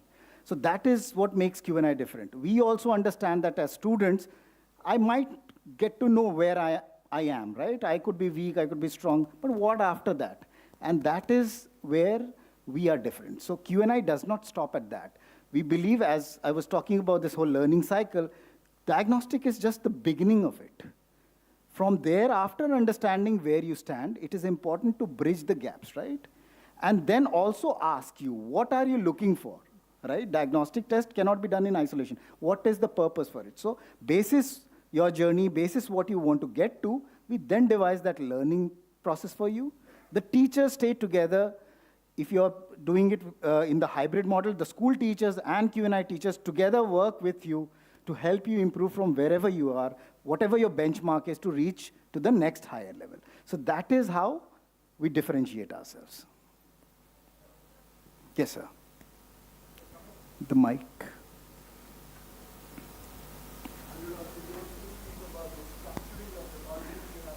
Absolutely, absolutely. I'll take this right after this question, sir. Thank you so much for your wonderful deliberation, sir. I would like to seek clarification on 1 or 2 points. Right, sir. So you have got multiple, the solutions to offer to this schools. Right, sir. Where you've spoken about all your teachers will guide the children of school right from class 8 to 12. Right, sir. So can their name be put in the UDIs, OSCs, and teachers' data in the CBSE system? So they will not be a part of the school, so they'll still be on our rolls. Yeah. Yes. So 2 teachers. Okay. So you will have because as per the hybrid part is concerned, the school teachers will be there. Right, sir. Okay. And your teachers, to whom you are considering as the special teachers, will be there to guide. Right, sir. But as being the part of the CBSE, we are under the compulsion to put their data in the CBSE database. Right, sir. Okay, sir. As per the teachers of classes 9, 10, 11, 12 is concerned, from where teachers are picked up random for different, duties assigned by the CBSE. So your teachers are not going to help in that context. No, so Q&I would be like a service provider to the school. But you have a solution where all your teachers will take up the teaching assignment. Yes, they do, but together with, in partnership with the school teachers. So the component of teaching that comes, the platform that comes, is offered as a service to the school. So the school teachers remain there. Our teachers are not a part of the school system. They will not be a part of the CBSE system. It is the whole learning platform, and the teachers, the service that are providing becomes a part of the service offering. So Q&I is a service provider for which they charge extra from the students. Right, so we got it. So when the entire teaching part, responsibility will be taken over by you. So what our teachers will be doing thereafter there? Yes, sir. So for foundation grades 8, 9, and 10, it's not the complete thing. So that is where we work out the solution with the school on what we are going to work on and what the school teachers are going to work on. So there are aspects of the curriculum, the school curriculum, and then the advanced learning that we are coming up with. So then we work on a collaboration plan, a collaborative academic plan where the teachers in the school will have their own defined roles while we have our own defined roles. We'll have limited hours of online teaching practice that will be imparted within the school. Right. So it's not the complete from thing. the subjects which you are offering, right, mathematics, science, and social science Right, in class 8, 9, 10, and particularly physics, chemistry, biology, and mathematics. In 11th and 12th. In 11th, senior secondary, that indicates you are focusing only on two professions, engineering and medical. That's what I said. Right. We have started with that. Yeah. We are in the process of developing the courses for languages as well. Right, sir. Okay, sir. So you are focusing on mainly two professions. According to our understanding, there are 3,000 lucrative professions available in India. Absolutely, sir. And when you focus on only two, it makes 0.0006%. And there you are focused children, and that too you are reaching out to the city. 13 you have covered, 27 are still to be left. What about the rural areas? So for the rural areas also we have a plan there. Thank you so much.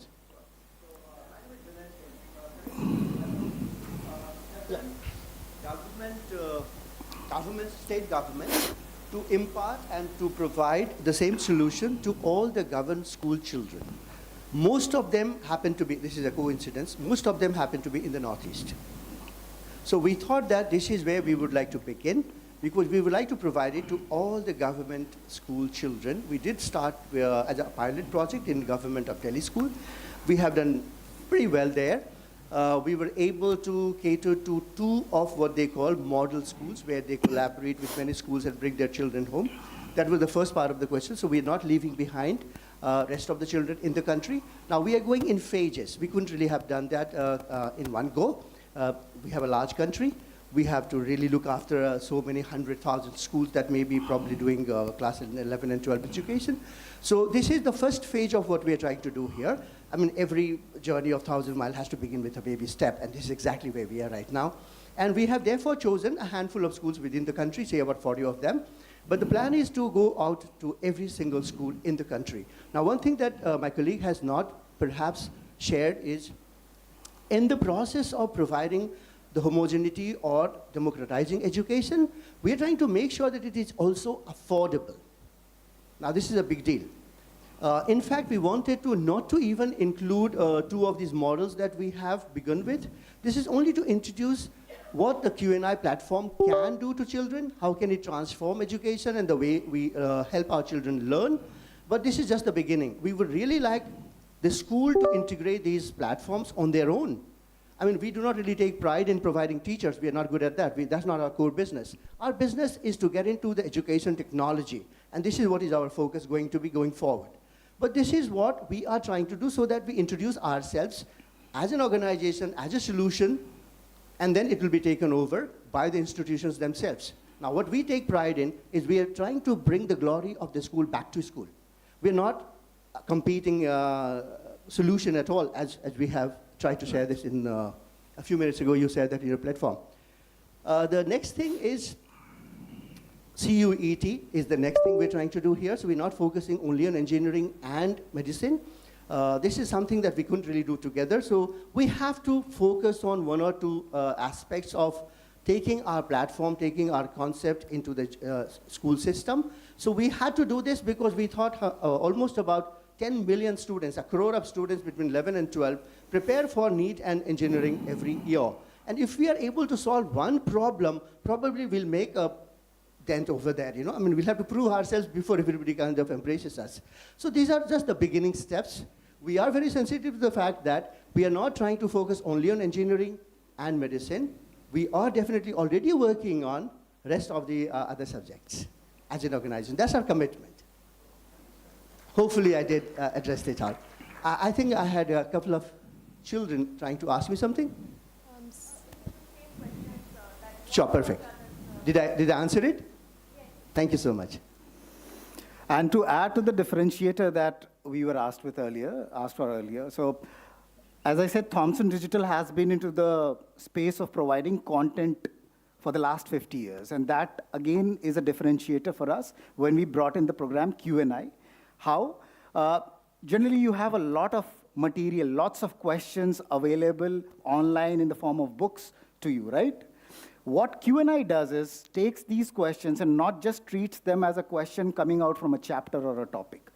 We grade or we tag the questions at 27 different levels. So each question that you attempt on Q&I platform, we get 27 different pieces of information to understand you better at a more macro level. And if we understand you at a very, very deeper and micro level, we are able to structure the learning as well. So the personalization aspect or the adaptive learning that we are employing, that comes into the picture. So the way we structure the content helps us understand you much better. And that is something unique that Q&I is offering. A very good morning, a very good evening, sir. I am Rihanna Mohra of Shish Academy. My question to you is, so as an author who has written a book based on the Ramayana, the thing is, no board in India provides studies on the core history of India itself. Core history, before the Mughals and everything, just the core history. Now, how much do you think is it important for students, the youth, to learn about this? And in the future, do you plan, or rather, does your team plan on developing an additional feature on your app that allows students, whoever is interested, to actually educate themselves on the core history of India and the core principles and ideologies, and how we can actually, by learning the past, we can work for the betterment of our country? Absolutely, absolutely. And that is what we are focusing on when Neha ma'am is working on the foundational grades, which is grades 8, 9, and 10. It's not focused on the school exams that you're taking, but also on understanding our history, understanding it in a manner that it should be. So probably, I think Neha could take this question and answer in a much better fashion on how we are dealing with the social sciences there.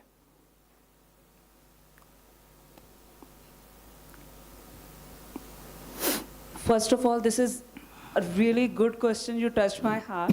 The way we are designing our content. So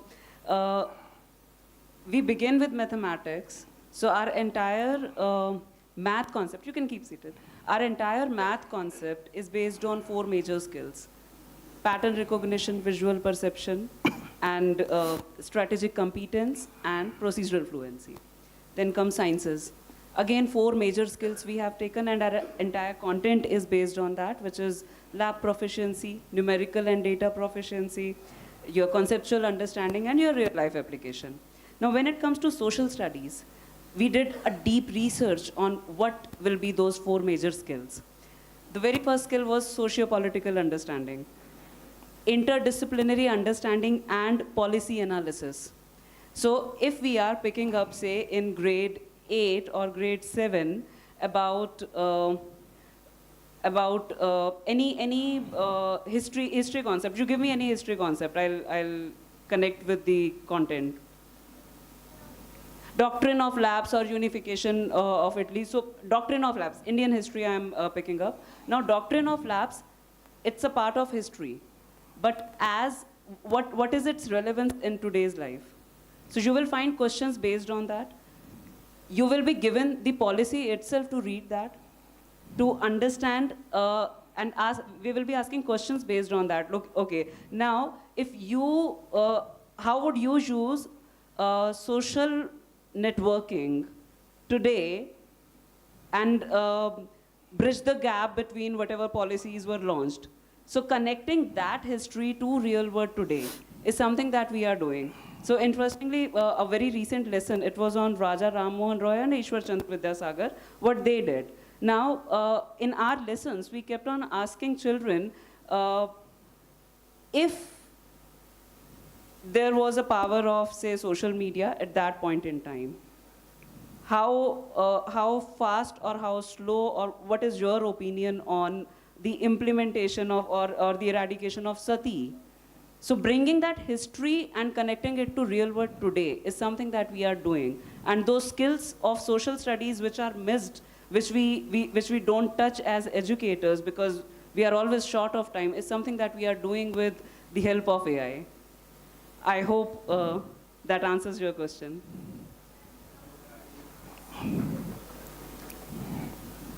Good evening all. I have two direct questions. Right, sir.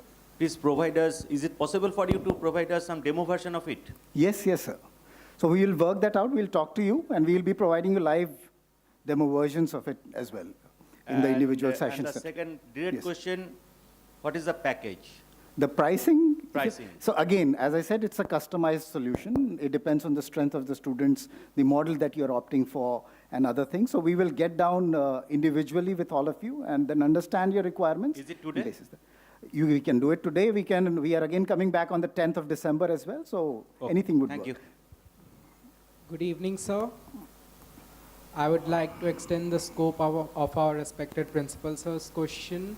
How does Q&I bridge the gap between urban education system and rural education system, or otherwise connect areas where the internet coverage is very low, because any AI feature or Q&I, for example, requires internet? So currently Q&I does require internet, but we are working on technology solutions where we can restrict, so we can have components of it that are available offline as well. So that is something that is work in progress, and we will soon have that as well. So in areas where you have low connectivity, so we already have very light version dashboards. So the technology that we have used, it's not too heavy, so you don't require a lot of bandwidth to actually log in and access the content that's available there. So that's one thing that we do. Secondly, the technology team is also working on aspects that we can take offline. So even if internet is not available right then and there, you're able to access and take questions, and then later on it moves to the server. So that is something that is work in progress. Good evening, sir. Once again. Oh, okay. Should I go on, or is sir going to speak? Okay. So I had another question. So now NEP 2020 focuses on having real life as well as studies mixed questions in the boards, instead of just focusing on learning from the book or practicing from the book. So are there going to be questions in Q&I, the app? Yes. So,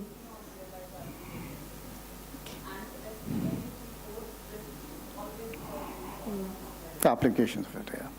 Thank you, ma'am. Thank you, sir. Can I ask? Yes, sir, sure. With the increased usage, I see great potential because you are collecting a lot of data. Right, sir. So my question is, I was curious as, are you developing the AI on your own, or are you collaborating with, can you share some light on that? How is your AI? So the AI working? models, we have our in-house team as well, and we have, so we have a central team that's located in Noida that's working on it. So we have developed the AI models ourselves. We have trained them over the last 2.5 years, and now they are into the market. So that's how we have done it. So we have developed those models.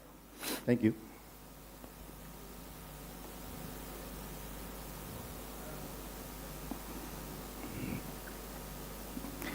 All right, so probably we'll have this networking break as well where we can connect. My team is out there with green t-shirts as well, so we'll reach out to you. And again, We will be back in the city between the 10th to 12th of December. Madhvi is my team member who is going to be stationed here in Siliguri. And we also have a local unit, as I said, in Gangtok. So we have our unit head, Mrs. Pradhan, as well, in the audience today. So we have our local presence here as well. So between 10th and 12th, we will be here. We'll be very glad if you could just give us an appointment to meet you 30, 45 minutes at your convenience on those dates. We'll be very, very glad to come over, explain the entire program and how we are implementing it, give you a demo of the platform as well, and also some of the classes that we have conducted for the different schools. So we'll be very glad to meet you, connect with you. And in the networking break, we'll again probably talk to you about that. Thank you. Thank you for your patient hearing. And over to you, Shreya.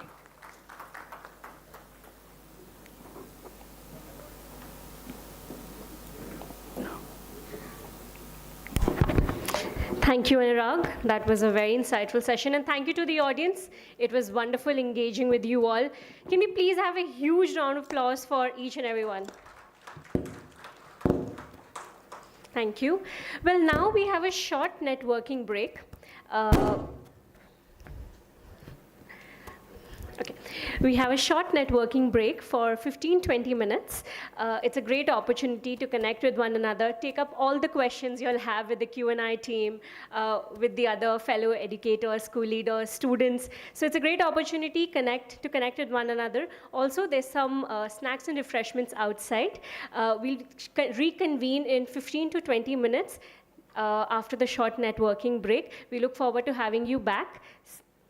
Thank you very much. We'll be back in 15 to 20 minutes. Also, like Anurag mentioned, there's Madhvi and Shubham outside. Y'all can let them know when would be a good time for our team to come visit you in person and discuss potential collaboration opportunities.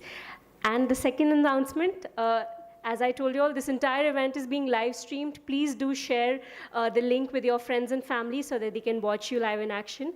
Thank you very much. We'll reconvene in 15-20 minutes.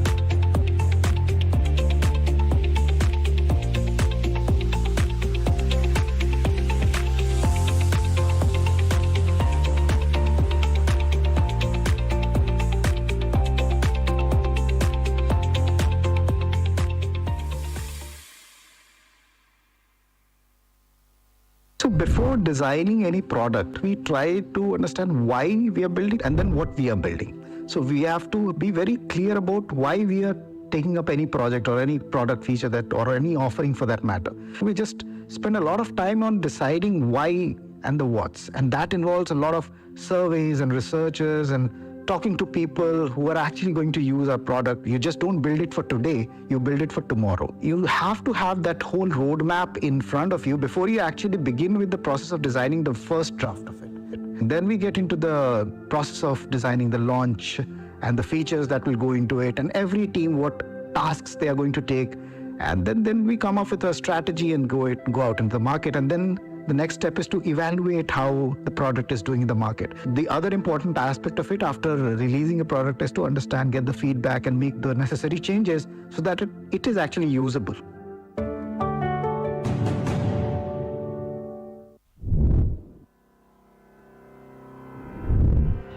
NEET UG is for all those students who are looking for an admission into a medical college. Now this test, in addition to, it's not only about the subject knowledge, it is also time-bound test. So it is going to test your skills of performing under pressure within the time. So it's a lot about the presence of mind also, and also about the application of the knowledge which you have gained throughout. So it's a difficult test, because about 20 lakh students are preparing for it, and just about 9% of it are going to get their admissions into medical college.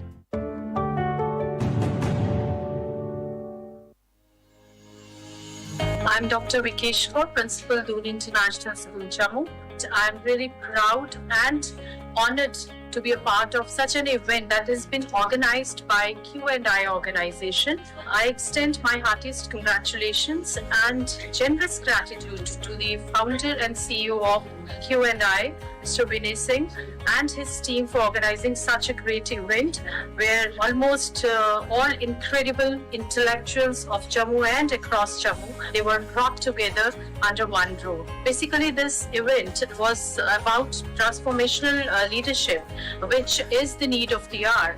And as we all know, that education sector is changing with a fast pace, and we all need to transform ourselves and our initiatives to keep a pace with it. So basically, Q&I is an organization which is providing some kind of solutions for all of us, where they have some customized and tailored, structured learning strategies for everyone. As we all know that all children are unique in their own sense, and it is not possible to have one size fits all kind of a thing. That's the gone days that we all used to teach in the same way.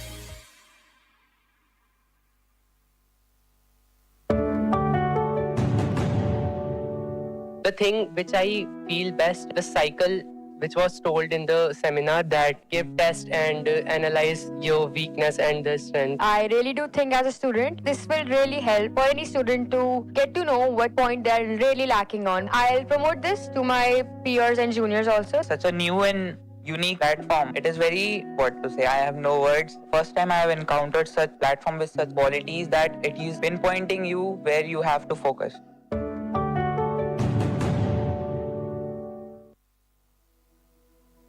Hi, I am Philomena Gonsalves from Saraswati Global School. I was very happy to be invited for this Q&I, and I would like to draw the attention on these words: connect, inspire, lead. It actually propels me, this thought process. In fact, when we are talking of values and ethics, we need to connect with children of any kind, of any status.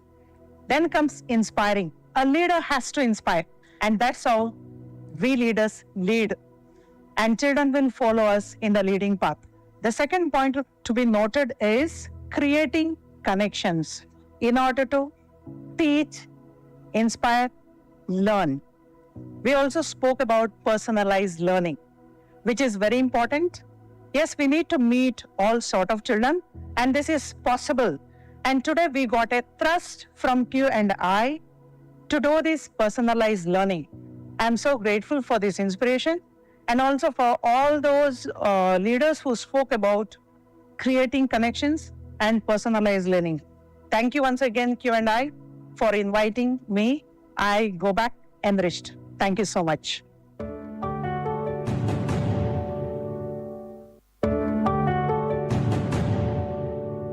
India Today group has launched this to help students to focus and have clarity in their lives. The analysis part, the assessment part is really very good. I would really like to thank Q&I for giving us the platform for learning such amazing things. It's a very important platform for this assessment-led program. It's something that's going to actually make them very independent, make them understand what are their potential strengths, what are their weaknesses. Especially to look for my career and for guiding me. I'll be very thankful and grateful to the Q&I. Students do not know how much have they studied and how much are they prepared for the upcoming exams. Child can revisit after attempting the test. I feel understanding the way the questions are asked and how to answer them is really difficult. And I'm very sure this platform is going to enrich each and every student who enrolls for it.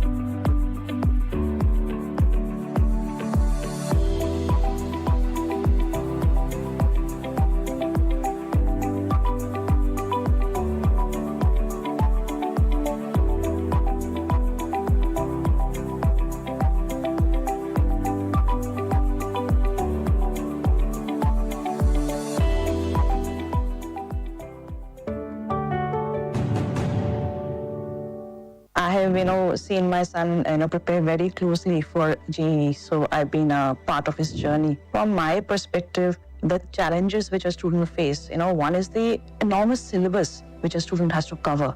He has to cover both 11 and 12, and he has to juggle also his board exams. So it's like a Herculean task for a child. The second challenge is, it is all about relative performance. It is not about your own performance. While you might be doing very well in isolation, you don't know where you stand when you're actually appearing the exam with all your peers. And both these issues or challenges have been very beautifully addressed in Q&I. In Q&I, we have a planner. So where a student can very nicely plan his schedule. So he can, prepare for a topic, give the exam, see where he stands. If required, he can repeat that topic. That is one part of it. Second is, with Q&I, we have a feature called as IQ Matrix, wherein a child gets to understand where he's doing well, or the topics where he needs to actually strengthen himself. So that itself, again, complements the entire preparation process. The other part, what I talked about, is about relative performance. So this also has been addressed in Q&I. We have a student roadmap. So a student exactly understands where he stands among his peers. So both these problems have been very nicely addressed in Q&I.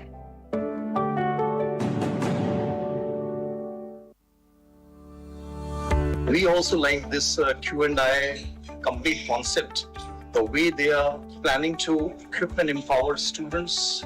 The foundation course also they are running 8 classes, 8, 9, 10, because need of the hour. Science and maths being the core subjects. And then for classes 11th and 12th, JEE means advanced and NEET exam. Schools must grab it. And also, as I shared, they've tied up with 50 schools and 5,000 students, and the success ratio is 15%. I think that's pretty high. And country has success ratio of only 4%. So I also strongly recommend this Q&I system concept to all the schools, and I think it will be great help for students because the presenter himself is an alumnus of IIT Kanpur, and the way he reflected on everything, so I was quite impressed. And I'm sure that if someone from such premier institution is at the helm of affairs, then everything will be on the right track and will bring laurels to children in days to come.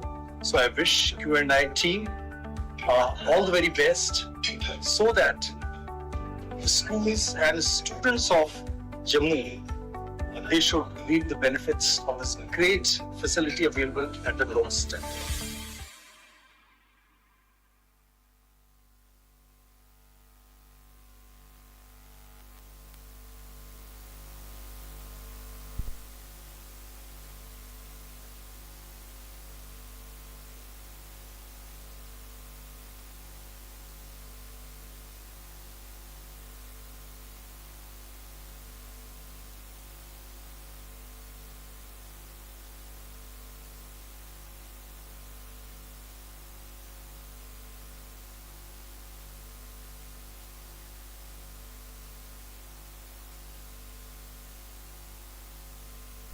Getting started on Q&I.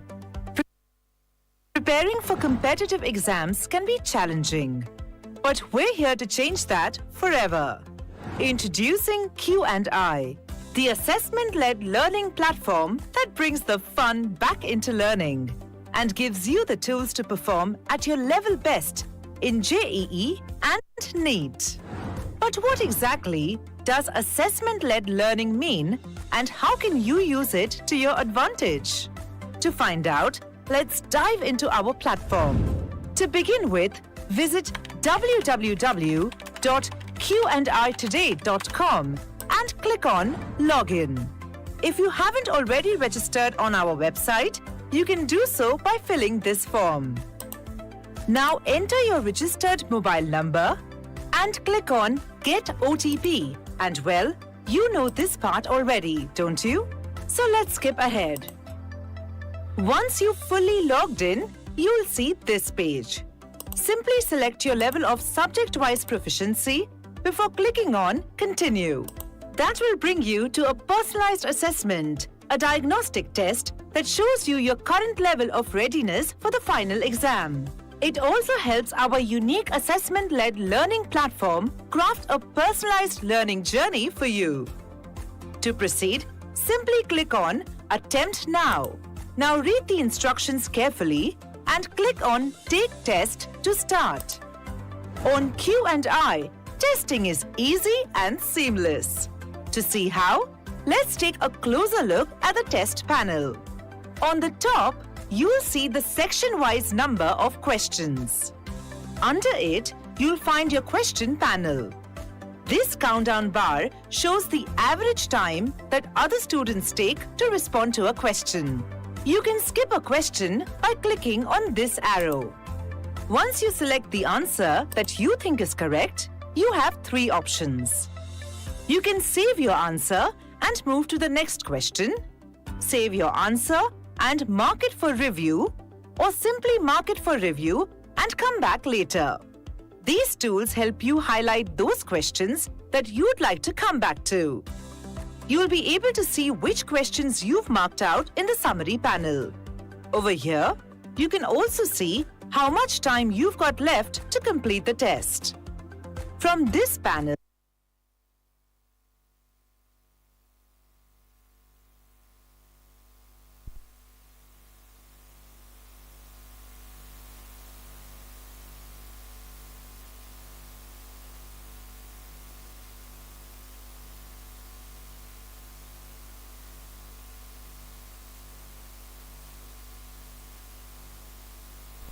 you can go back to any question by clicking its number. Once you've completed the test, click Submit Test. This will only submit the answers to those questions that you've saved or saved and marked for review. Let's now see how to review your test results. Over here, you can check your total score as well as the number of correct, incorrect, and unanswered questions. This panel helps you review your test results in detail so that you can see where you went wrong. You can hover your cursor over any topic to get more details.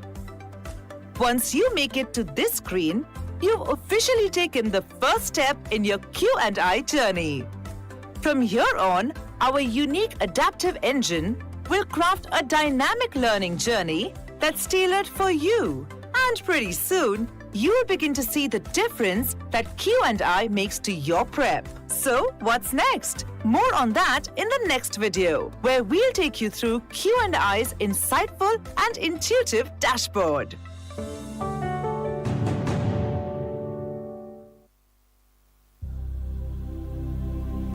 Hello, Namaskar. This is Dr. Anju Mehrotra from Kalka Group of Institutions. I attended the session today of Q&I. It is all based on the personalized data, and I'm really impressed, the kind of information which has been shared, by the other panelists, by other co-panelists as well.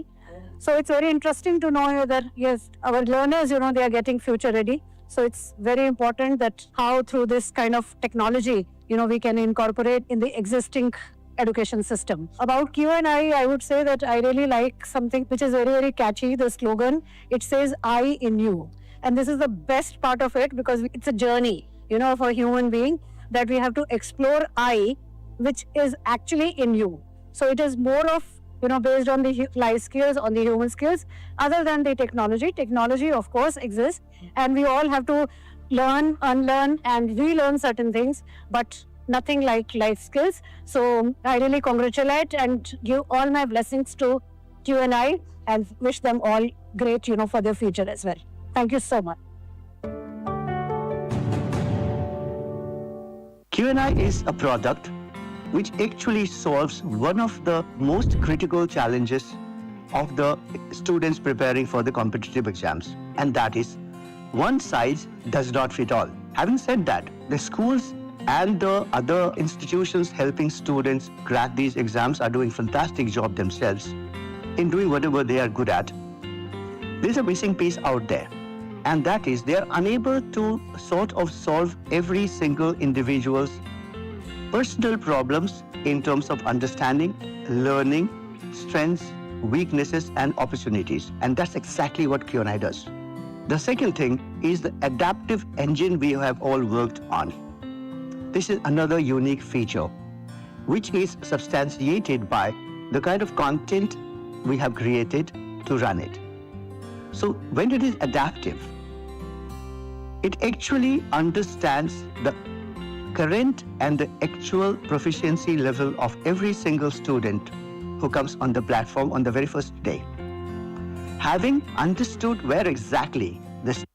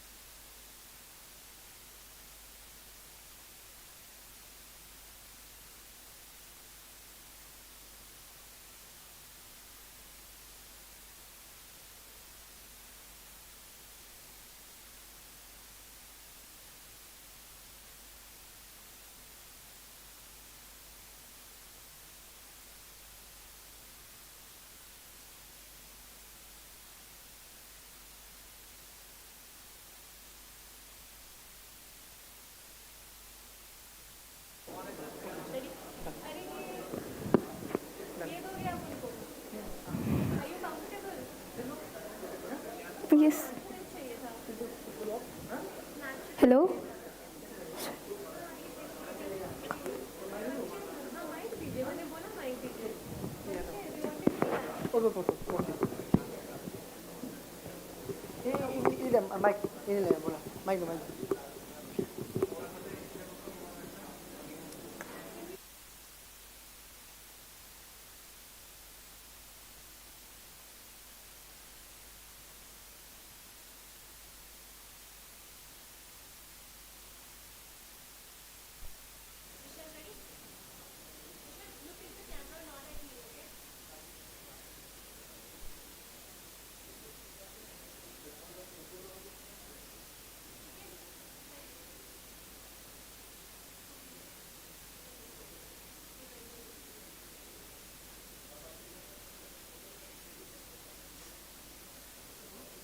Hello? Hello?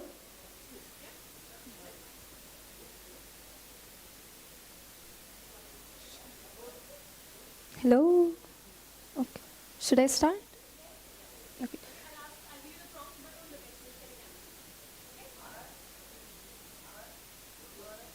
Hello, I am Disha Rai from class 10 and I am from Narayana School.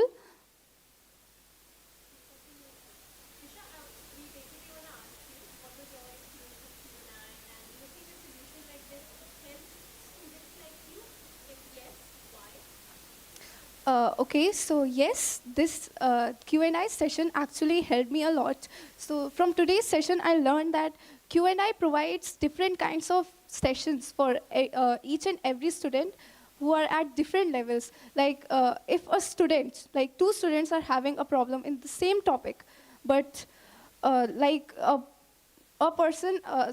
person is having doubts at a lower level while the other is actually confused at a higher level.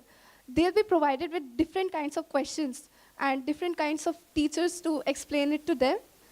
I think that this is a really revolutionary kind of thing, as all the students will get their doubts cleared in different kinds of topics, and it will make them, it will make their concepts more clearer.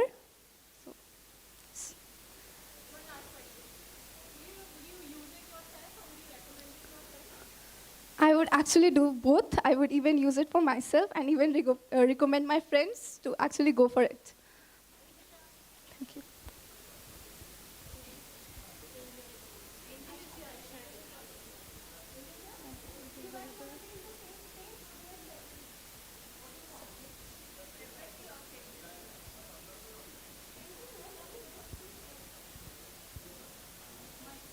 Thank you.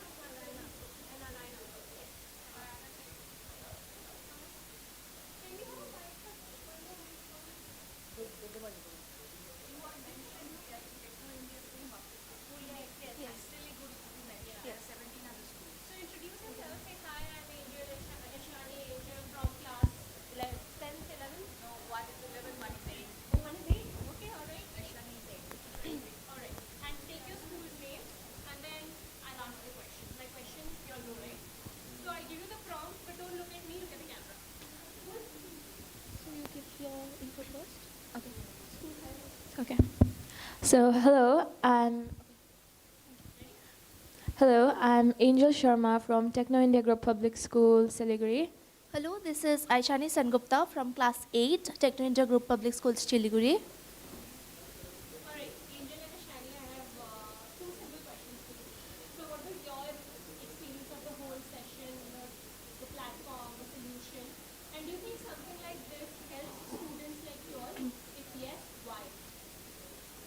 So thank you, and I feel that this session would be very helpful for me, as well as I would like to recommend this to my friends who will be also benefited from this session, as like this Q&I provides the education and they look after each and every child and their requirements. So I would be really benefited if I go for this. Thank you. So I learned many things from the session, and I'd also recommend it to my friends and me as well, like as she said, because at school we only get limited time at school to study things, and then Through Q&I, we can study things from home as well, and then learn a lot of things.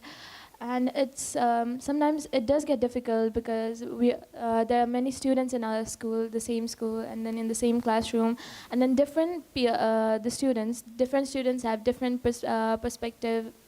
And then it gets difficult for every student to understand what one single teacher is teaching. And I think personalization is very important. So, thank you. Thank you so much.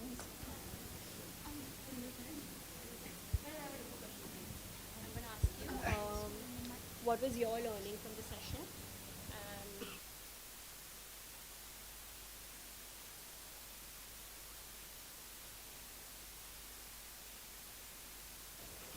Is it on?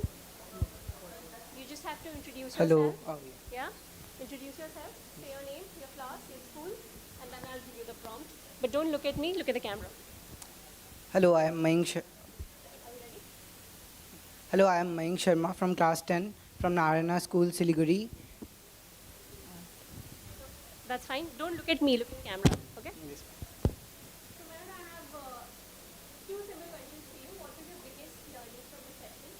And what did you like the most about the platform or about Q&A?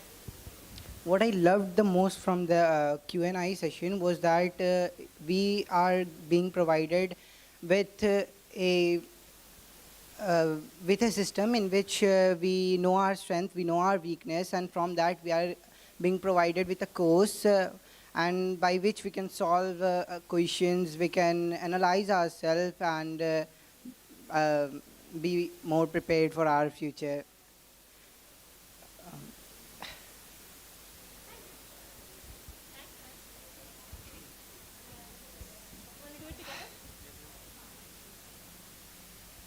Thank you so much.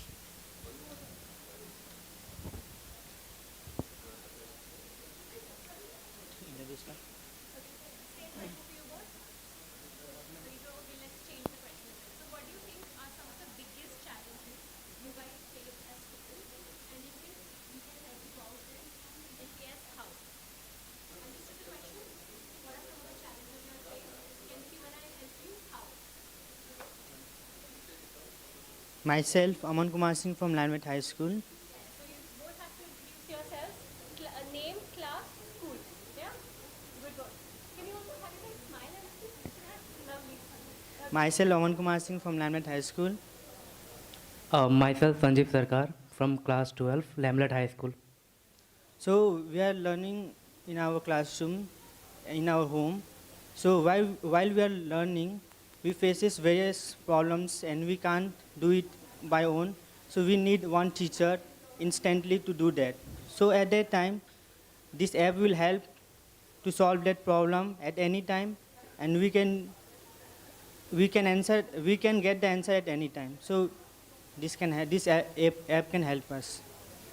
This app not only help us in our education system, but also it will guide our futures in critical situations like thinking and many other sums. It will give a great, I think, result. Thank you.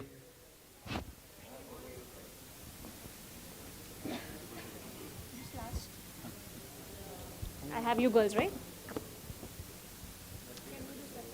Yeah, however you would prefer.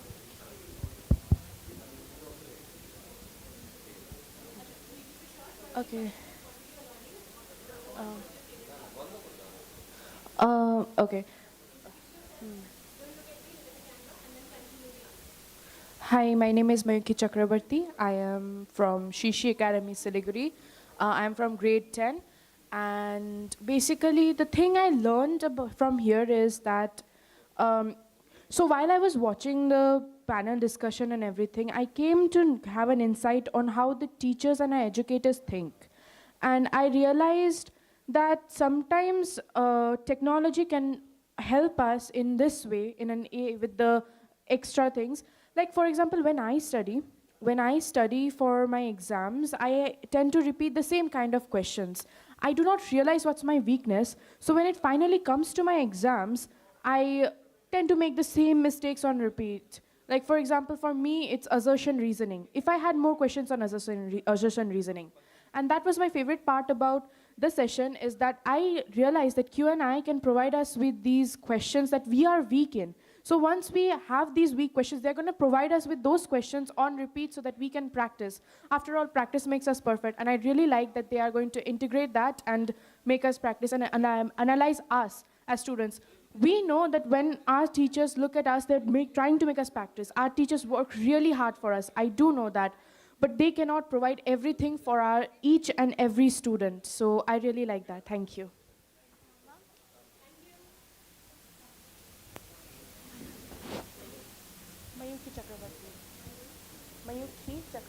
My question? Same question? Did that What work? what was the question? Oh, all right, I'll ask. So the question is, what was your one biggest learning from Q&I, and what was your favorite part about it? How does it help you sort of? Hi, I am Brianna Mohra from Shishi Academy, Siliguri, and I'm currently in the 10th standard. My biggest learning from Q&I is that every child is unique. And every child runs on their own pace. Not everybody can catch up to what is being taught at school, or be it any other coaching classes. So Q&I, what I like most about Q&I is that the test papers that they give you, it is unique to yourself. The test papers that I get is unique for myself, which also helps me, of course, to prepare for competitive exams. But other than that, other than preparing for competitive exams, Q&I also helps you to clear your backlogs, which often lead for you to, and which often lead you to not complete a syllabus on time. So this is what I really loved about Q&I, and that it is so unique for me. Thank you. Ready? Same question? Thank you so much. Can you repeat the question? Okay, so my question for you is, what was your one biggest learning from Q&I, and what was your favorite bit about it? Okay.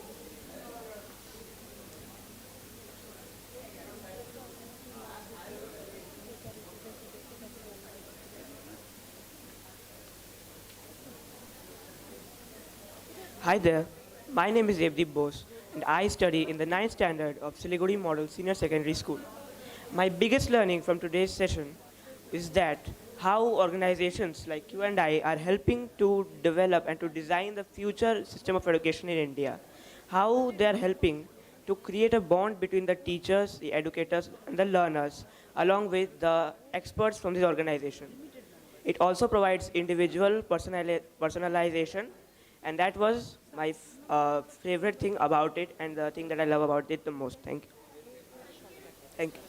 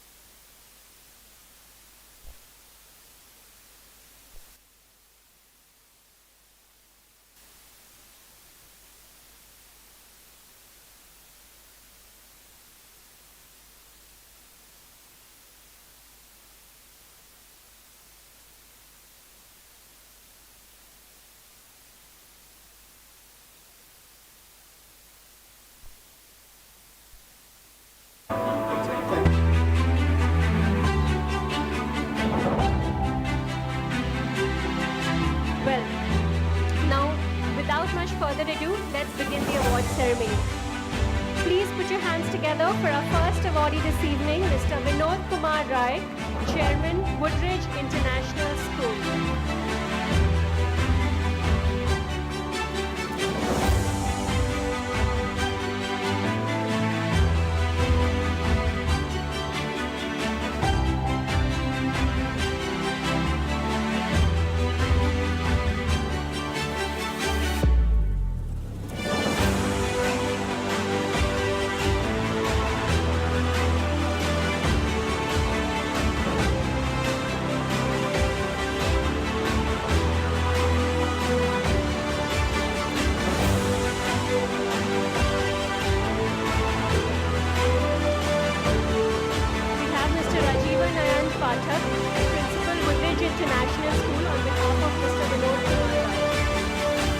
Congratulations, sir.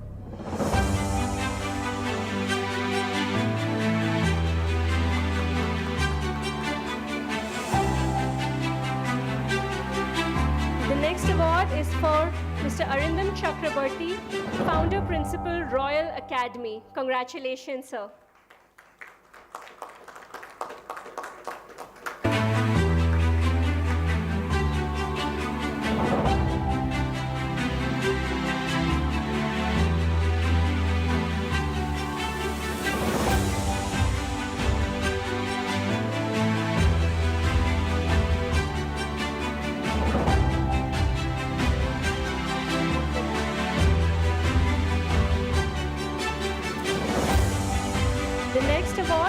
Dr. Nandita Nandi, Principal, Techno India Group Public School, Siliguri. Congratulations, ma'am.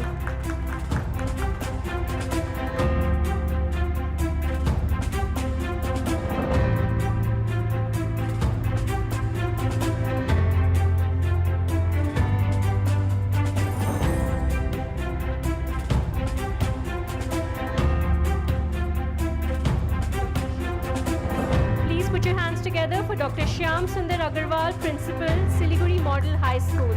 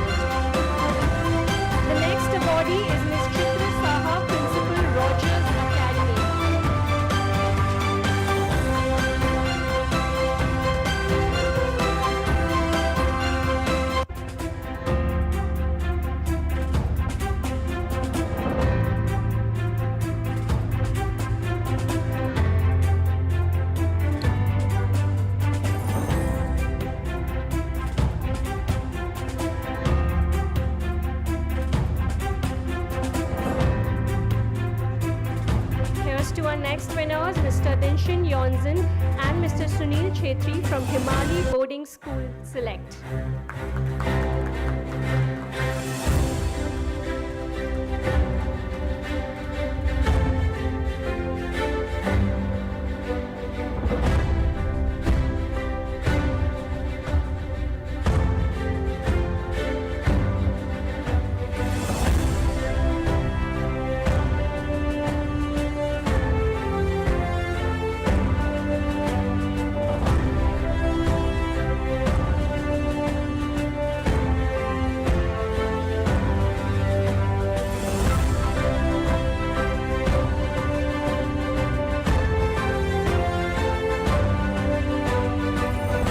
Please put your hands together for our next awardee, Miss Dola Sarkar Sinha, Principal, Army Public School.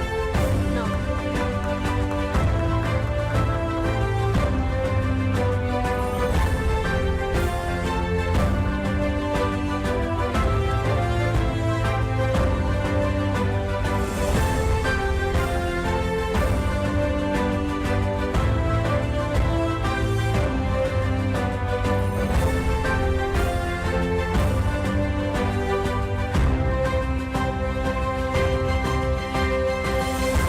Here's to our next winner, Miss H. Lakshmi, Principal, Duars International Public School.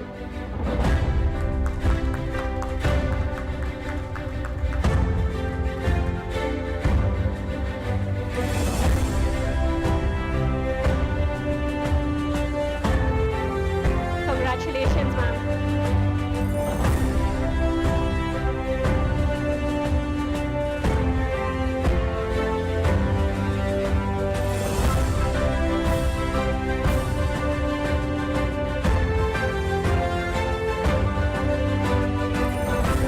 Please put your hands together for Ms. Jaiti Mitra, HOD GP Kolkata Public School. We have Ms. Jayashree taking the award on her behalf.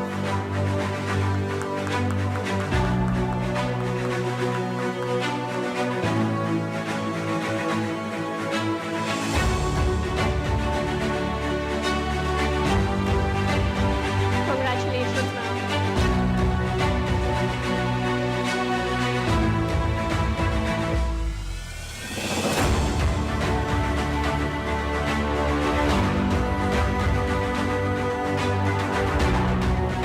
Please put your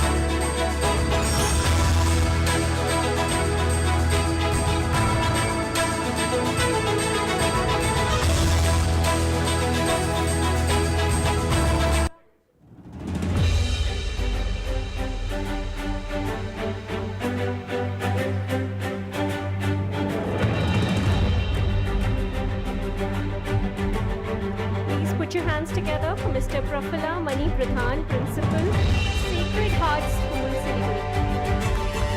Congratulations, sir.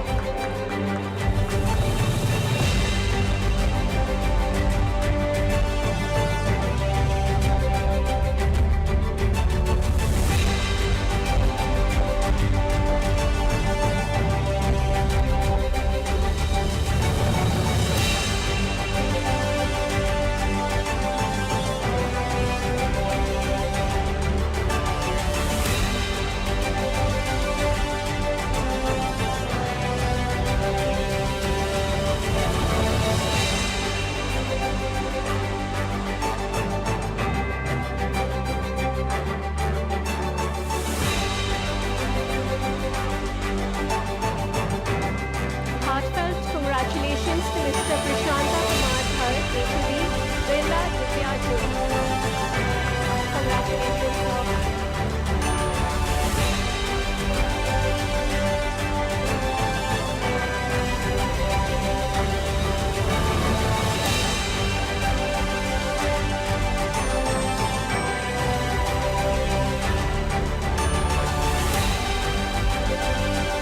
Please put your hands together for Ms. Sangeeta Chakravarti, Principal, St. Michael's School for Girls. Congratulations, ma'am.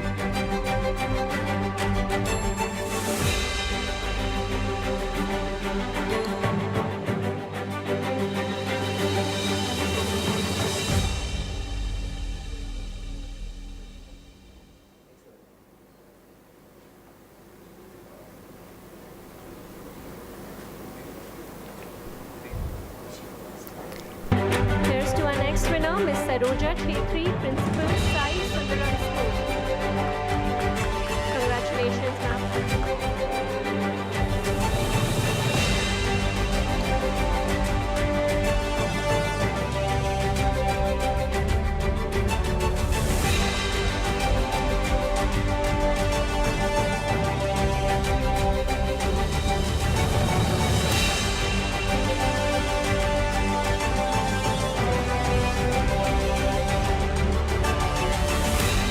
Please put your hands together for our next awardee, Mr. Saileshwar Prasad Sinha, Principal, Techno India Group Public School.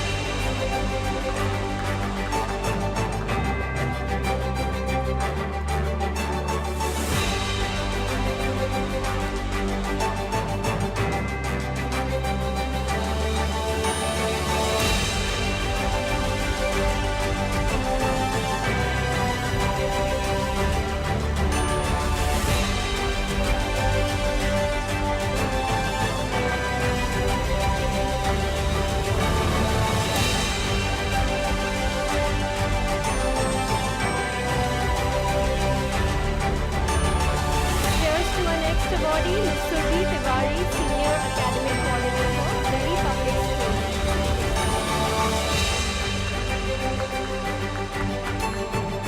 Congratulations, ma'am.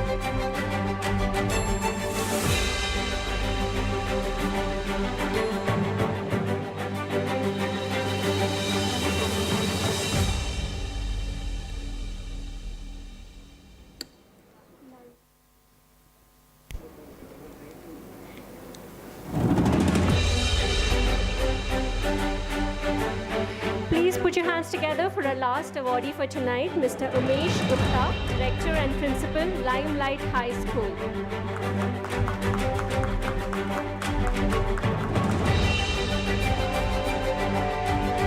Congratulations, sir.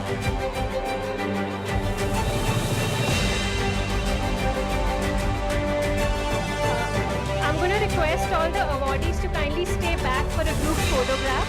We're going to have a group photograph right after this. Thank you.